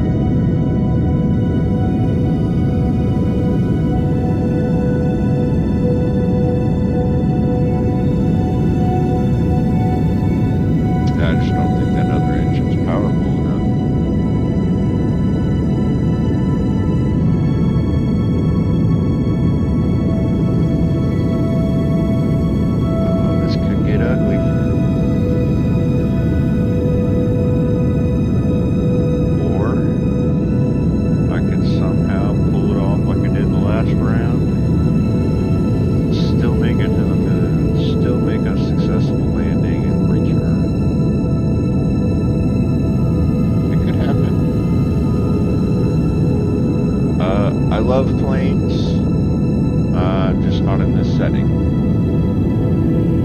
I've wanted to be a pilot since I was 7 years old.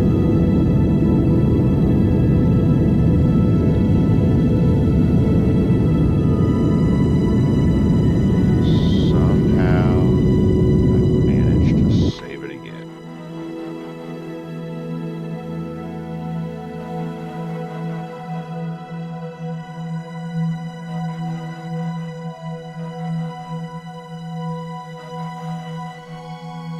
Maybe.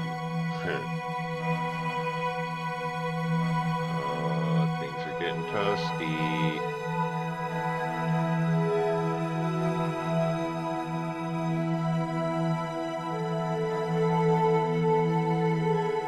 I can get this puppy orbital. I'm gonna take a break, come back, try to get us to the moon and back, and I'm probably gonna call it for the night. If it doesn't explode here. If I explode here, then I'll probably call it for the night here.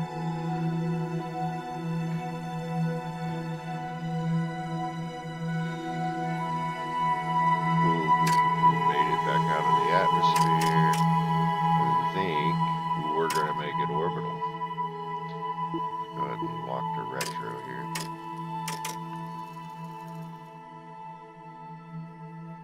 Or not retro. Prograde.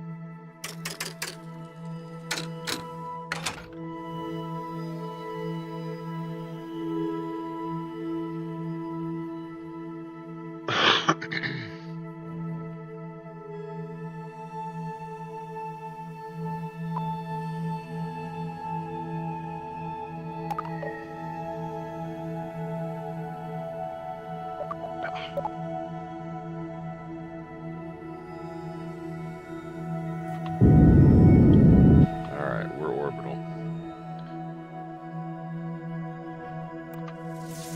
Go ahead and plan my trip to the moon here. Some stuff on super high elliptical orbit there.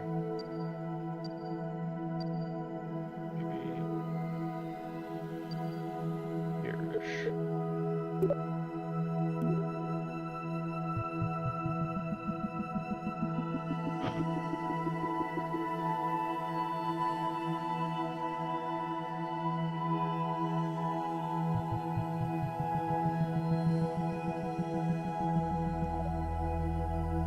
I am very much a fan of combat fighters, jet fighters, even old World War II style dogfighters. I wanted to be a combat pilot. I wanted to fly the Tomcats and the F-18s and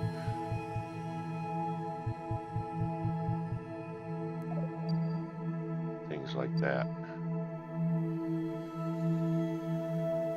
Yep, F-15. Bomb jet right there. Although I'm getting really fascinated with the F-35, the Lightning.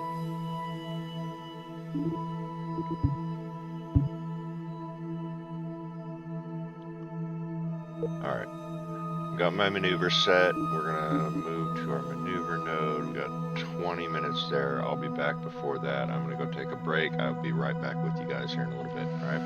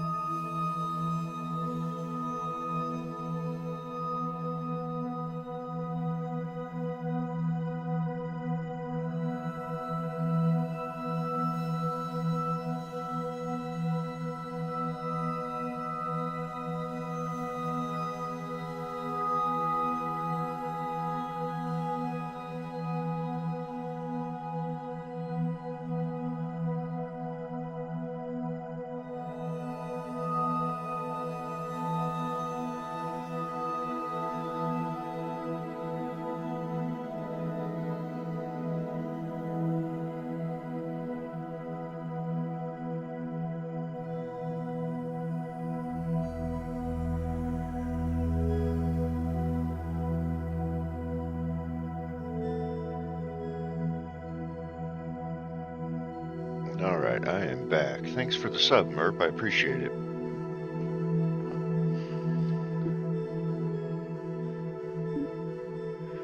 Right, we are locked to our maneuver node, so we're just going to speed up time to get over to it.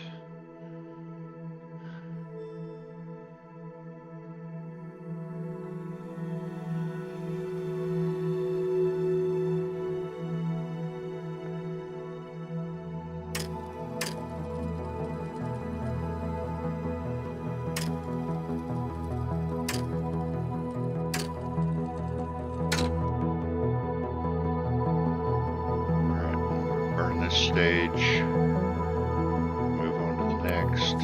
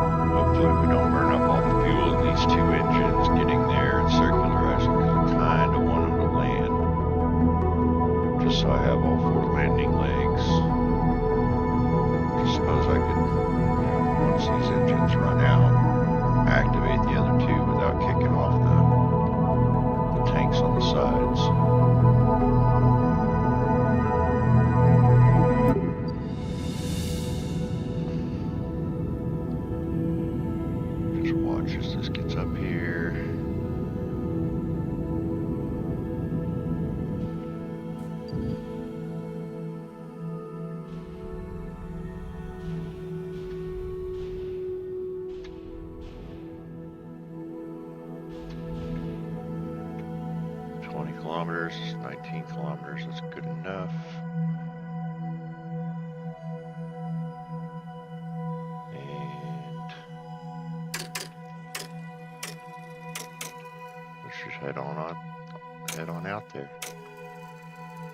Get our sphere of influence change. And we want to turn retro immediately to get us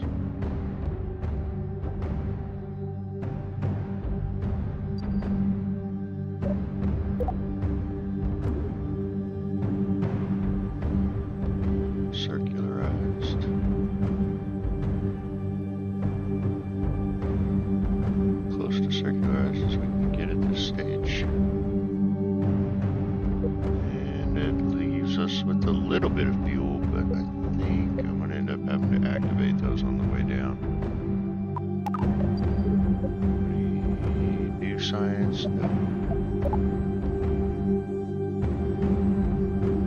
Let's go ahead and lock to our maneuver node here.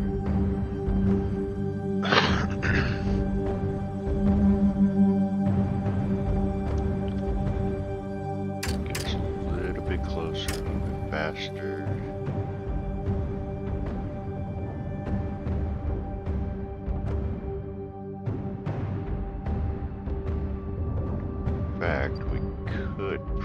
Probably aim for an actual landing here.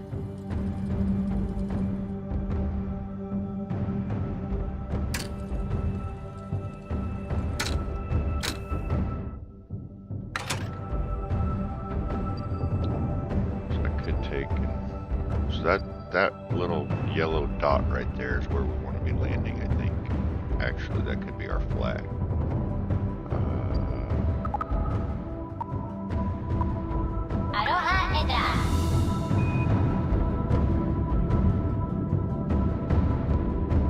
Pretty sure that's where we want to be landing.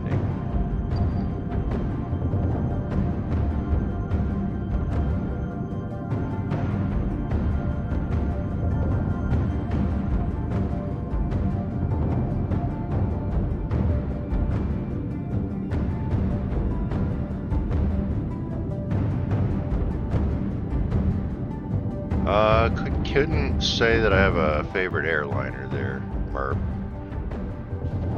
Like I said, I'm very much more into combat aviation. New science, no new science. We should stop doing that. Let's see. I think probably right about here. Some trash.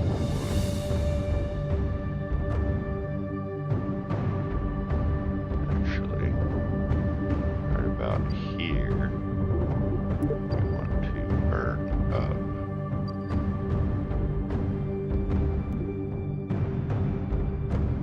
Move that line to there, right over our target.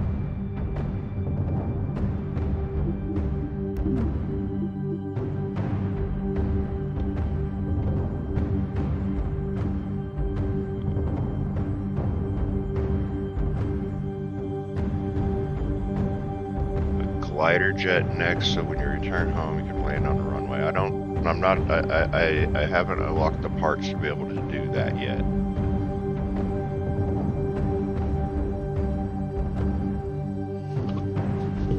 So if the 747 is the queen of the sky, Toast, what does that make? What does that make the 757, which is like the bigger brother?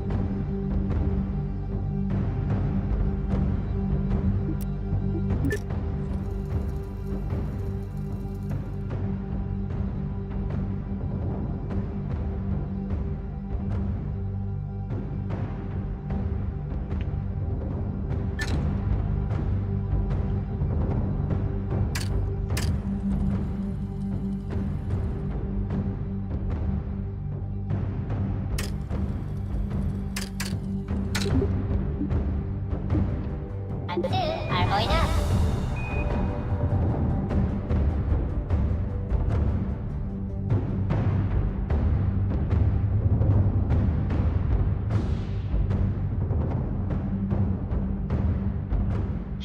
No, the 737 is smaller. The 757 is bigger.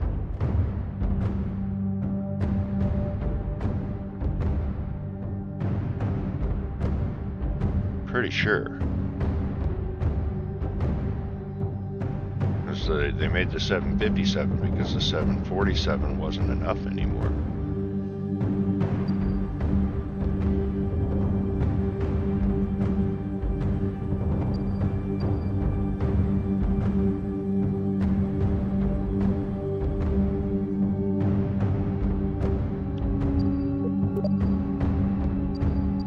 You may be right.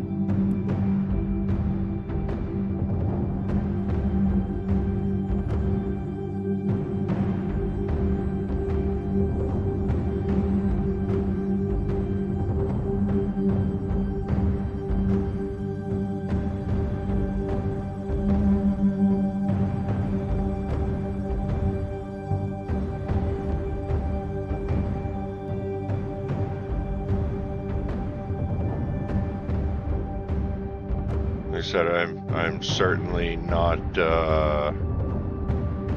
well versed on airliners. I'm a combat fighter through and through.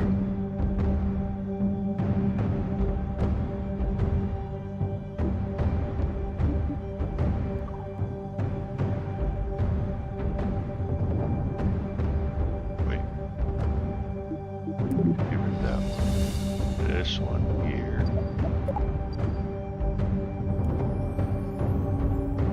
That's where we wanted that, which is going to kick into our other engines. Dang it. Hopefully that doesn't put us too far ahead.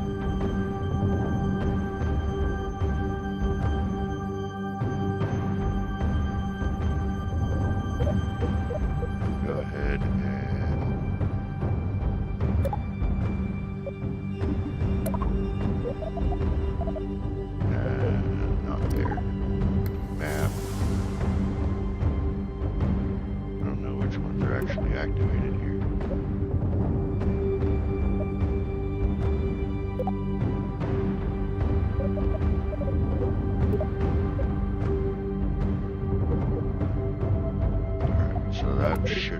before my engine's running.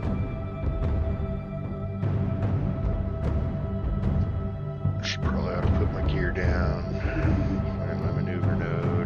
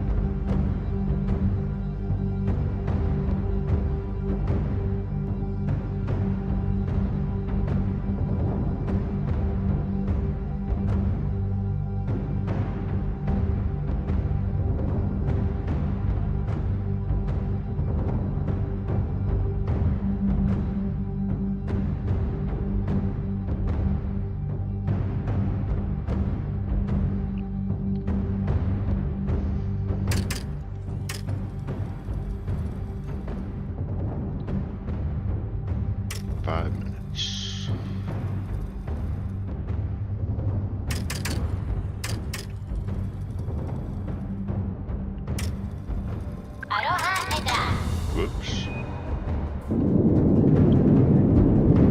Overshot that. Fuck.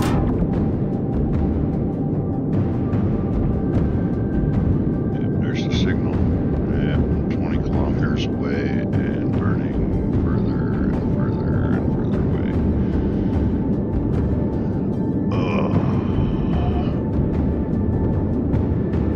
Alright, well, let's see if I can fix that a little bit.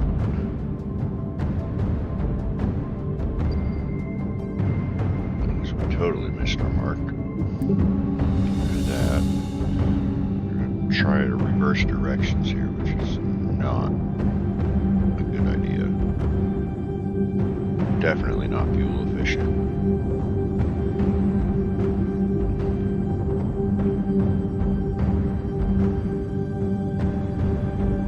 Want to come down a lot closer to that thing than 20 kilometers away or more.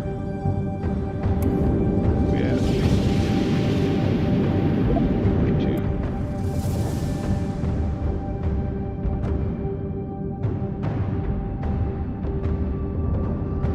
That is probably better.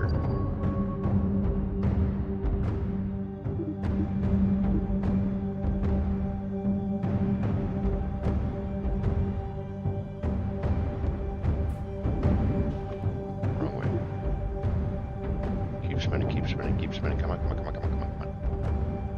8 kilometers up. We need to get spun around here. Whoa. Whoa. No, no, no, no, no, no, no, no, no, no.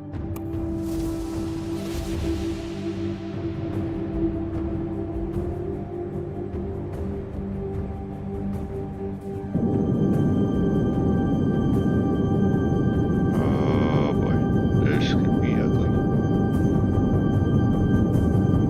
Come on, slow down, slow down, slow. No, no, no, no. This is not going to go well. Oh no. There are quick saves in KSP2. I'm kind of set my rules to not be using them.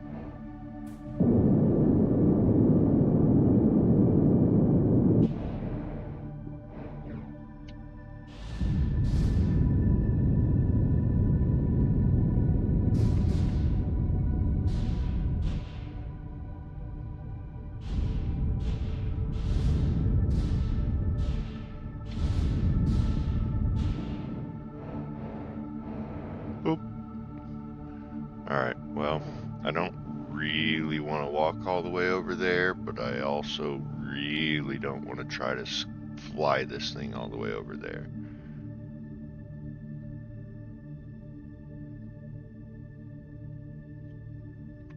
Yeah, that's why I didn't revert when I exploded in the atmosphere. Well, Val, I guess you're going for a 2-kilometer flight in your jetpack.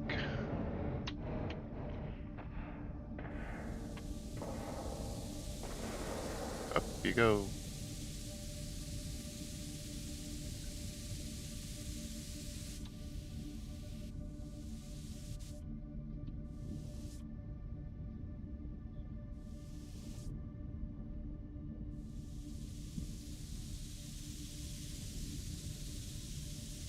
Ooh, hope we don't use up all of our jetpack fuel. Right now, we're just trying to stay airborne, save the forward motion, or save the fuel to stop the forward motion as we get closer. Well, Merp, when you gotta go, man. I do appreciate you joining, and certainly thank you for subbing to the channel. I definitely appreciate that.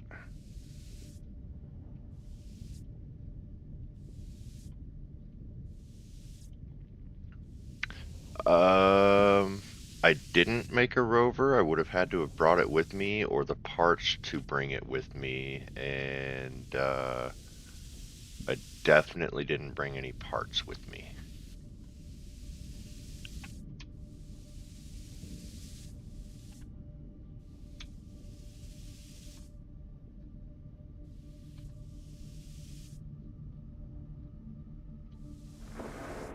Yeah, great, Merp. I'll be back on probably about 8:30 Central Time, maybe a little bit earlier.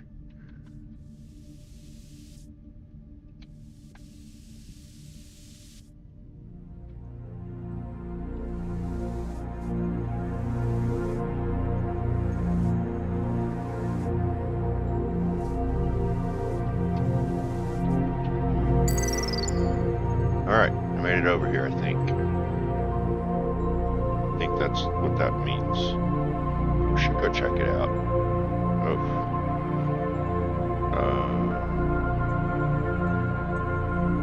So that thing is massive.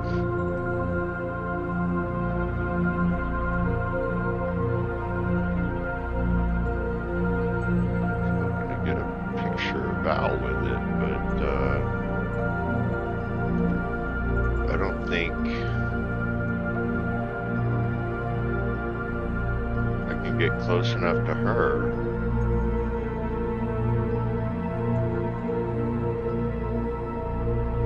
To get her included in it. That might be something I have to do from further away. Which, I need to get back to my ship, and I don't see it on my radar. There's no marker for it. That's kind of scary. It does look pretty cool. I think this is actually an Easter egg from KSP-1. I'm pretty sure this monument is somewhere on the moon in KSP-1.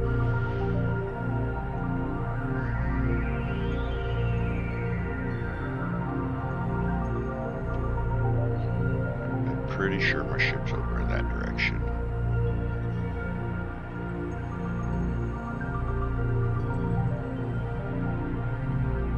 Oopsie daisy.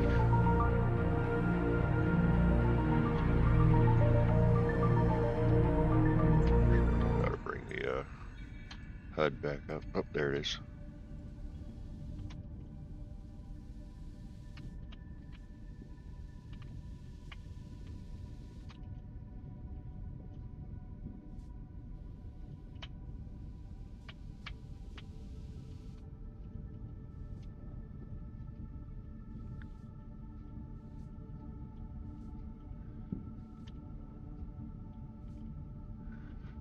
Yeah, I don't know where it's at. I haven't seen it either. but I have seen people find it or something like it. I don't know that it's the exact same thing, but I'm pretty sure it is. I'm pretty sure I've seen something about them putting that as an Easter egg in here too.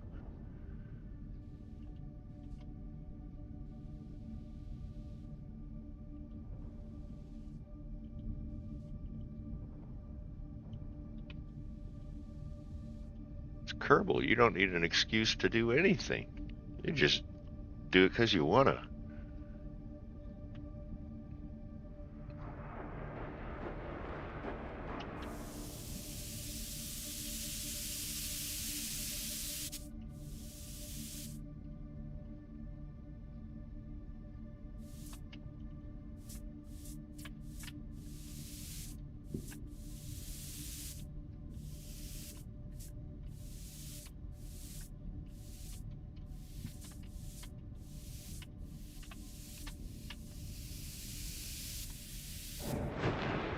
Alright, where's the old hatch? Is that it? Or is it on the other side? It's on the other side, isn't it?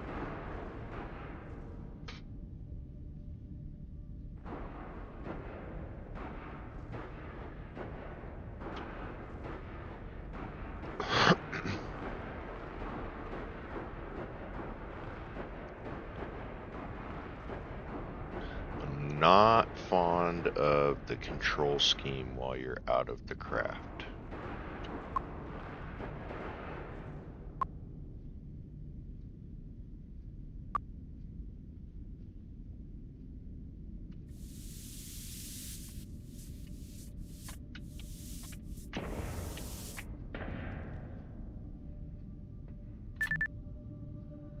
Alright. What else did we need to do while we were here? Was there something else?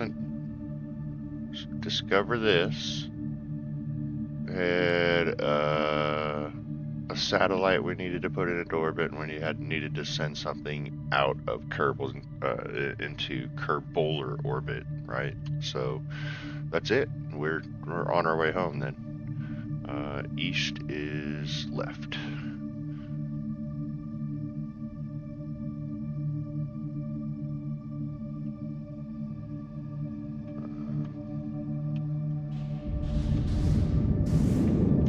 That way.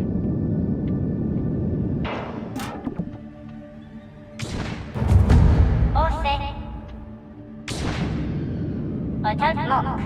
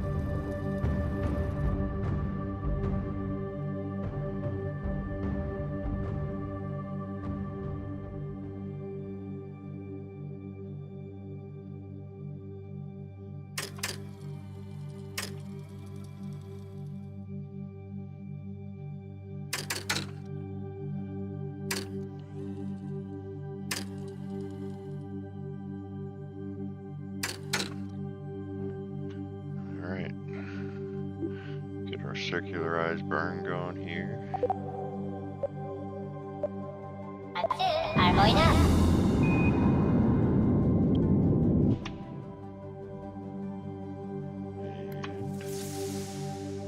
Just a little bit higher up, we can set a new maneuver to head on home.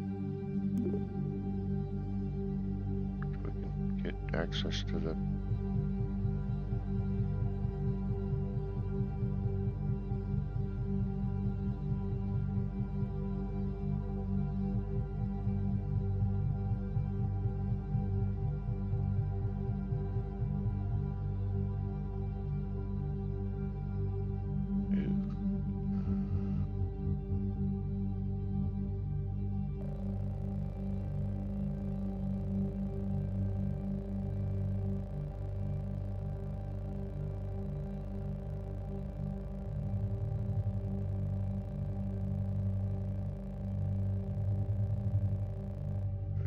there, I guess.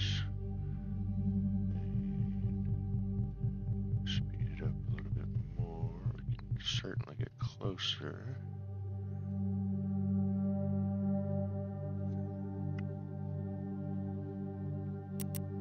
Find the maneuver node.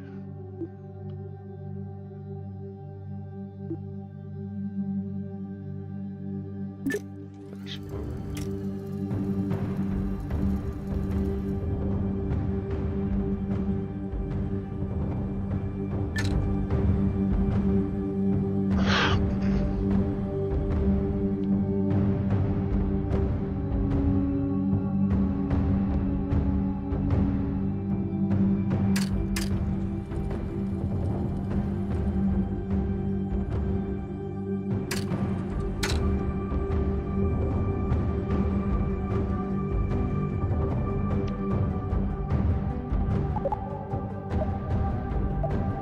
아로하 얘들아.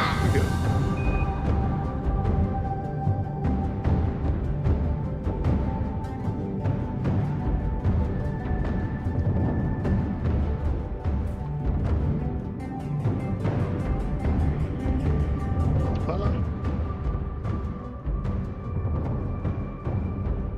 Turbine Perry of 883 kilometers. I think we can do better than that.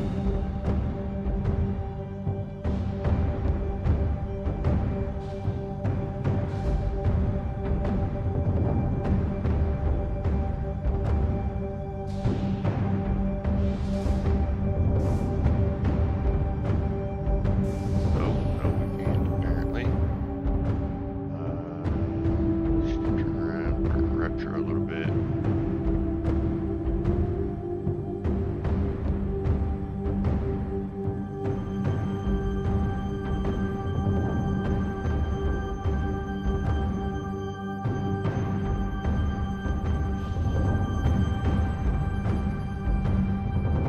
Back down a touch. About as low as we're gonna get here.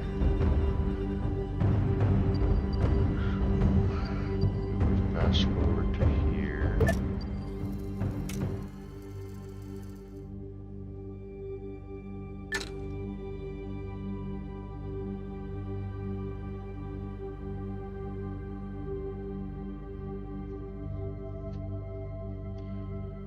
If we take and burn anti-radial.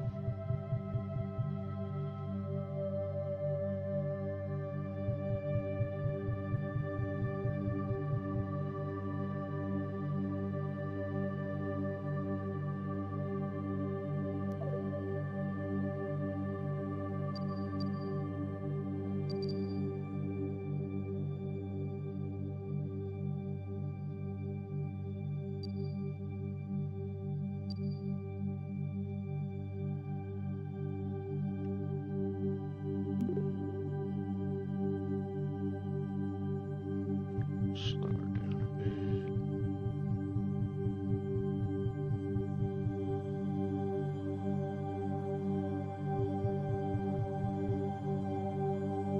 We'll try a little bit of aero braking here.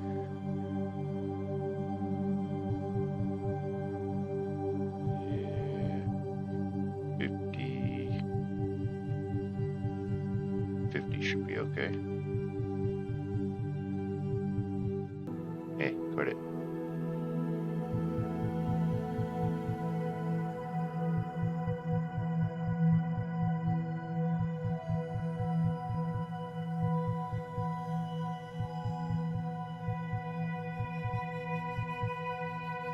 That's close. Unlocking that maneuver node. Warp to the point.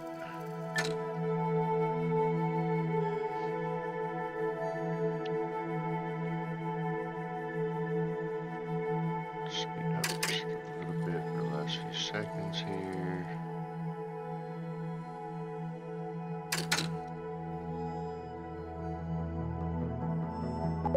This is a 7-second burn. Until are going up.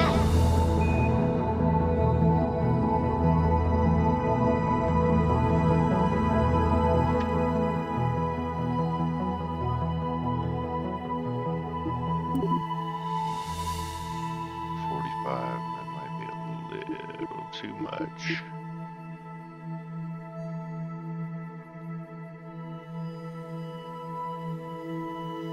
I think we get a little toasty there. So how many orbits do you think it'll take to bring my my Apo down from 15,000 kilometers to something sustainable, manageable?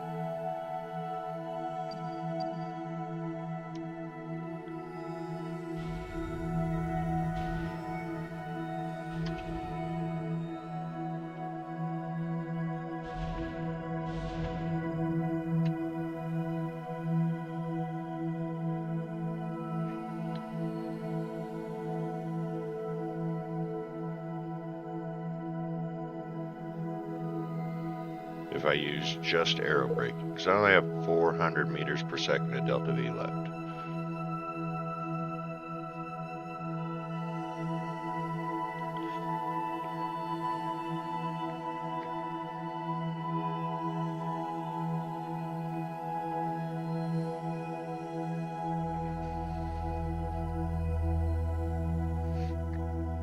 Yeah, I'm gonna try it at 50 or about 50 and see how it goes. It might be a mistake.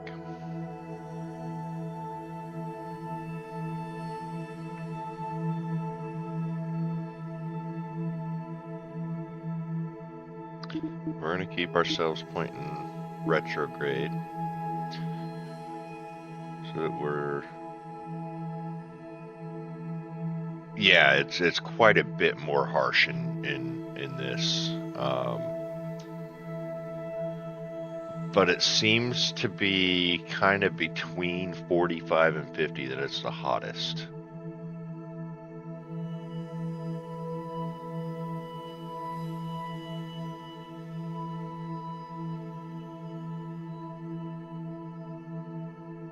But it also depends on how fast you're moving. I'll be probably pushing somewhere around 3 kilometers a second as I'm getting close to re-entry.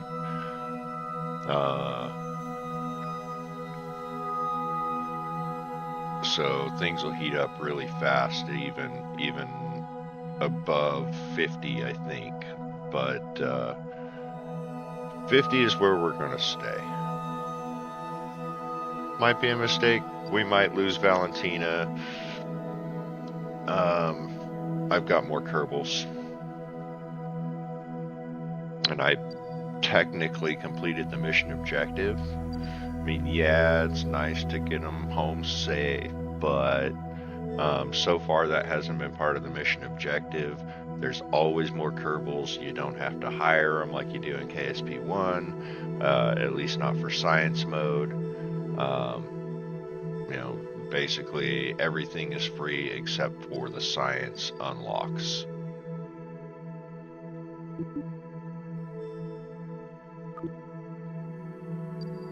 Alright, let us time warp to about here. That'll get us relatively close. And we can watch whether Valentina gets cooked on her way in or not.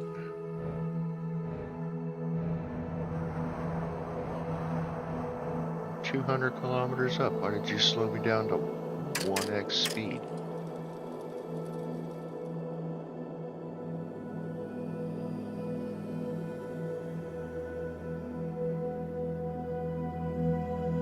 Alright, we're getting close to atmosphere here. Slow down a bit. See how this goes. We may end up regretting this horribly. Yeah, 3,200 kilometers a second as we re-enter the atmosphere. Or 3,200 meters a second.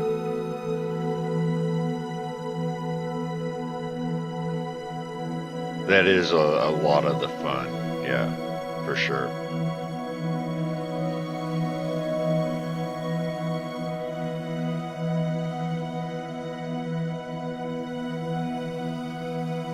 They're expendable. And they're actually rugged little things too. Alright, we're at 55 right now. We're starting to see some re-entry heating effects. If the engine and the fuel tank and all the things below me pop, I've still got a heat shield.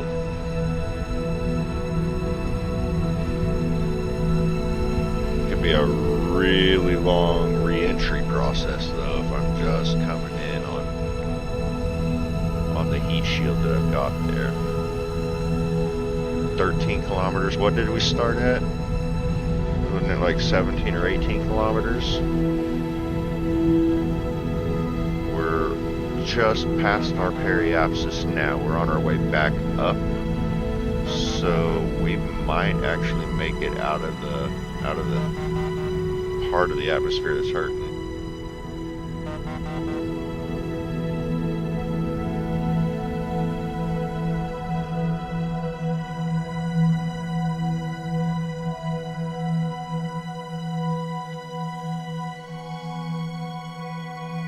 Down to just under 12 kilometers. We've still got some slowing to do. I haven't tested that, but I have halo jumped with a Kerbal from like just inside the atmosphere, so like 68, 69 kilometers up. And it bounced and lived.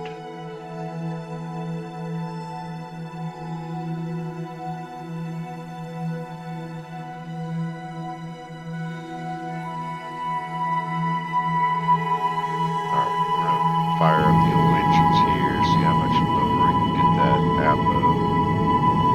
I think we're still probably going to be doing some aero braking regardless.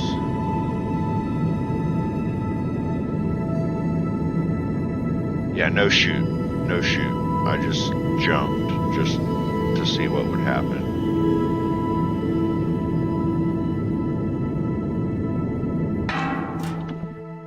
Well, we are down to using our parts for ablatives right now.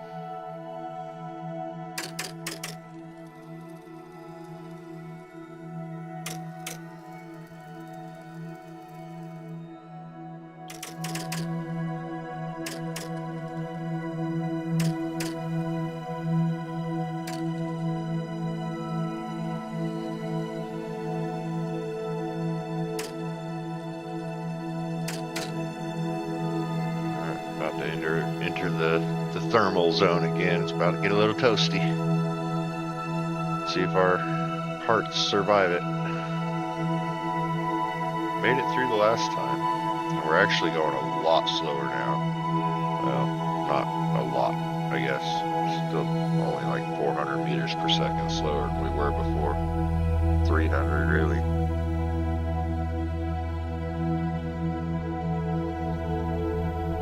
Alright.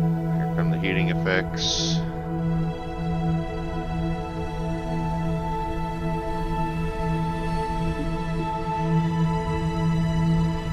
Yeah, Toast. You see how the fire, the flame effects? I don't think they.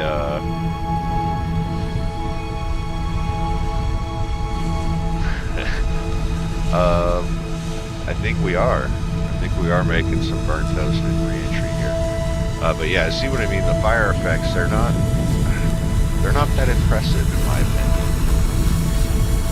They're not horrible, but they're definitely very rudimentary. I think we'll see some polishing, some cleaning up of that to make it look a lot better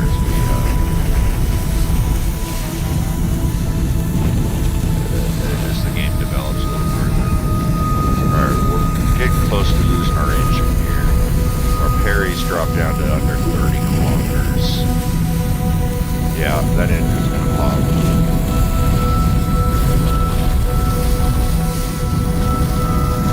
There it goes. Fuel tank's next. That's not gonna take long. There it goes. Science Junior.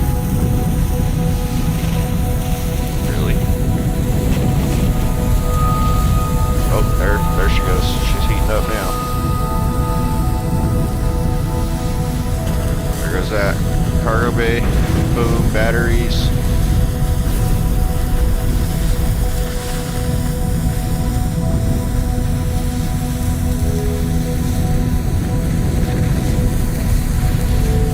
Enough burnt toast for you there, Toast.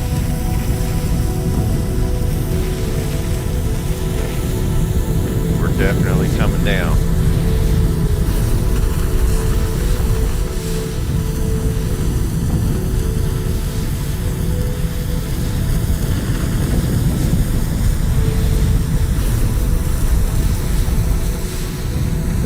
You'd think that battery would just go up like a torch.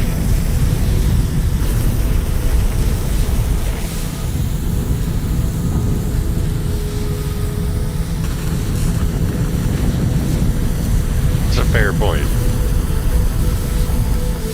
It is mostly ash, for sure.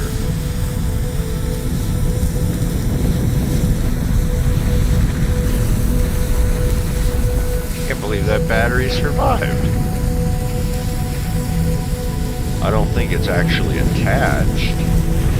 I think aerodynamic forces are keeping it pushed to the bottom of my pod here.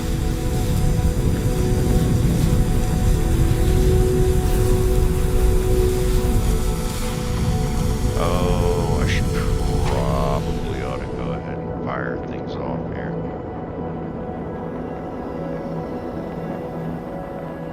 Yeah. Legit think that thing is. There it goes. Bye bye.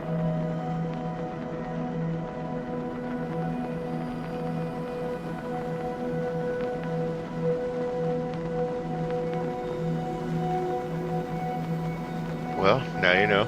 Knowing's half the battle. I wouldn't advise touching it.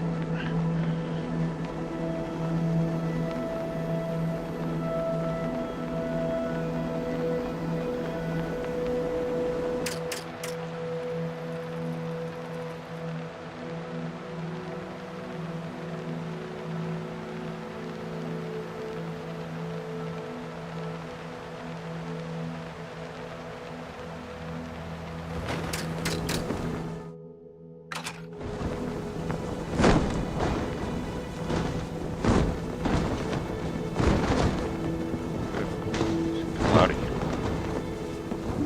There we go.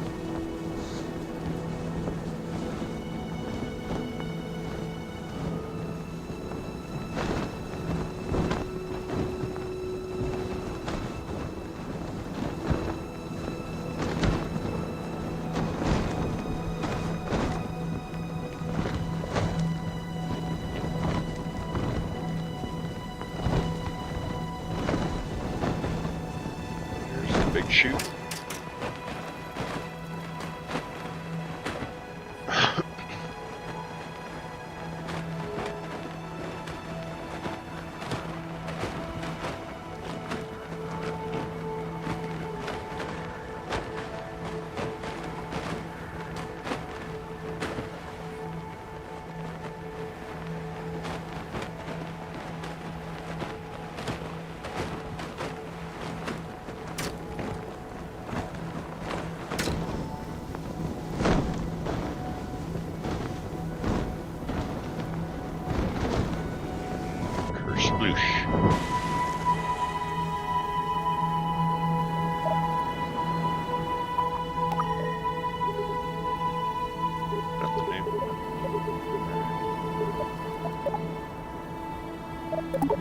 let's recover.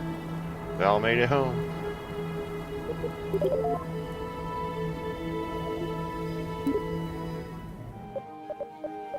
Let's check out mission control real quick. Lunar signal, got it. 350 signs, done.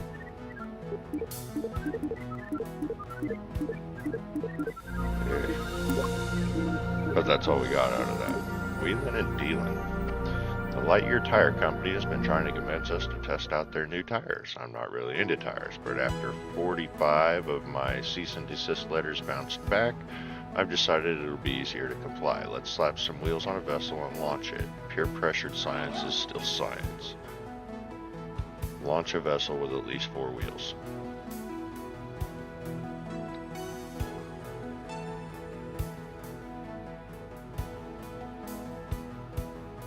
Yeah, it very well could have been. I just like safe over sorry and would rather use those extra parts as ablatives to burn off my heat and energy than rely wholly on something that may or may not fail.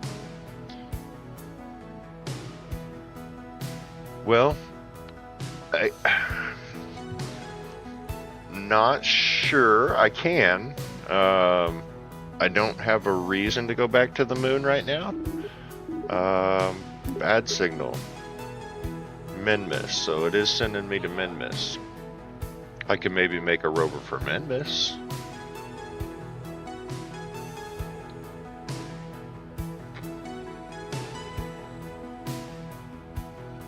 Orbit a probe with the communications antenna above Minmus, so it's not even going there, it's just sending a probe there. And then same ones we had here. Lonely satellite escaping Kerbal, wheeling and dealing. Technically, I could do this one and just load it with enough fuel to send it to do this one after it's completed this one.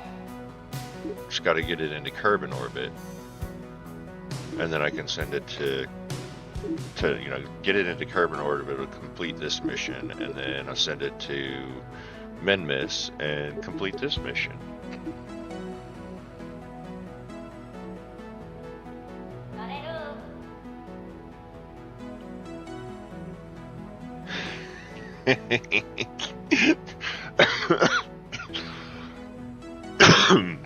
Yeah, you're not wrong there, Toast.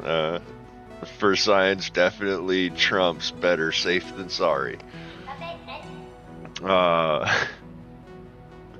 So, tell you what, our next launch tomorrow, I'll send a rover to the moon, and when we coming back, I'm just gonna heat shield it on a direct return trajectory.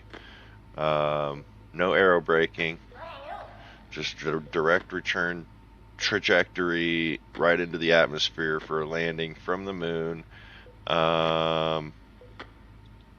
And we will, well, I don't know that we can do a rover yet. I don't have the parts for it. Maybe I'll do a sandbox rover launch first, and then we'll move back into our missions here. But anyways, return trajectory with nothing but a heat shield from the moon. Yes, of course, to collect valuable data. There's no other possible reason to do this. We've got to find out if this heat shield will survive re-entry from the moon, right?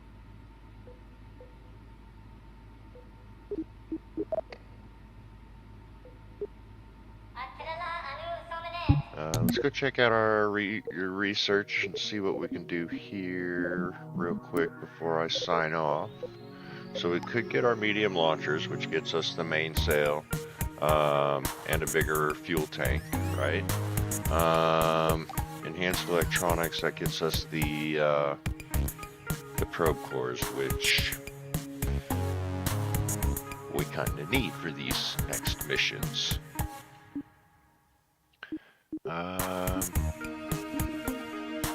Precision machining. What does this give us?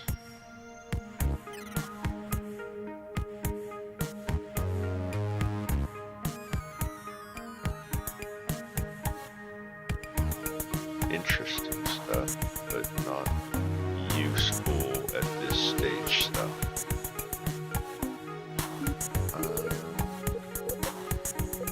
Man, and then enhanced coupling. Again, not anything super useful. Science around the different Kerbal biomes. Not in this. I'm not even sure that science in different biomes is a thing in this. It may be. I haven't looked into it yet.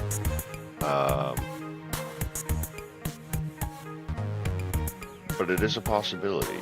We could maybe build a rover and drive around a little bit of Kerbal tomorrow. I think we're gonna go with the launchers. Honestly, I think we would have better success with our launches with a more powerful launching engine. It says it's a sustainer,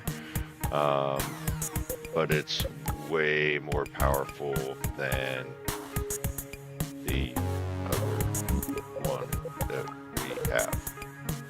The Skipper also says it's a sustainer. This says max thrust at sea level, 525 kilonewtons. And the mainsail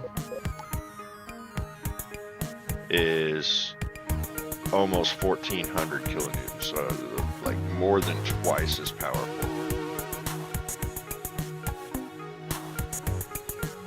So it can push us a lot harder with the same fuel tanks. Now it also is a lot more fuel hungry by comparison. This one is 282 ISP, 282 seconds in atmosphere, and the mainsail is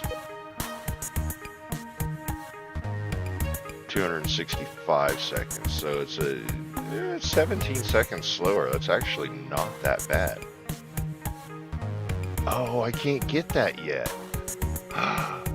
Oh, all right. Well,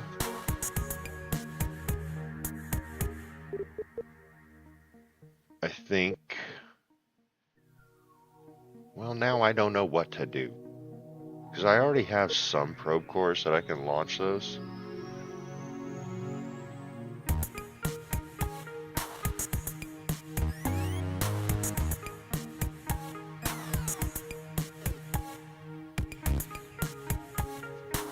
Grrr.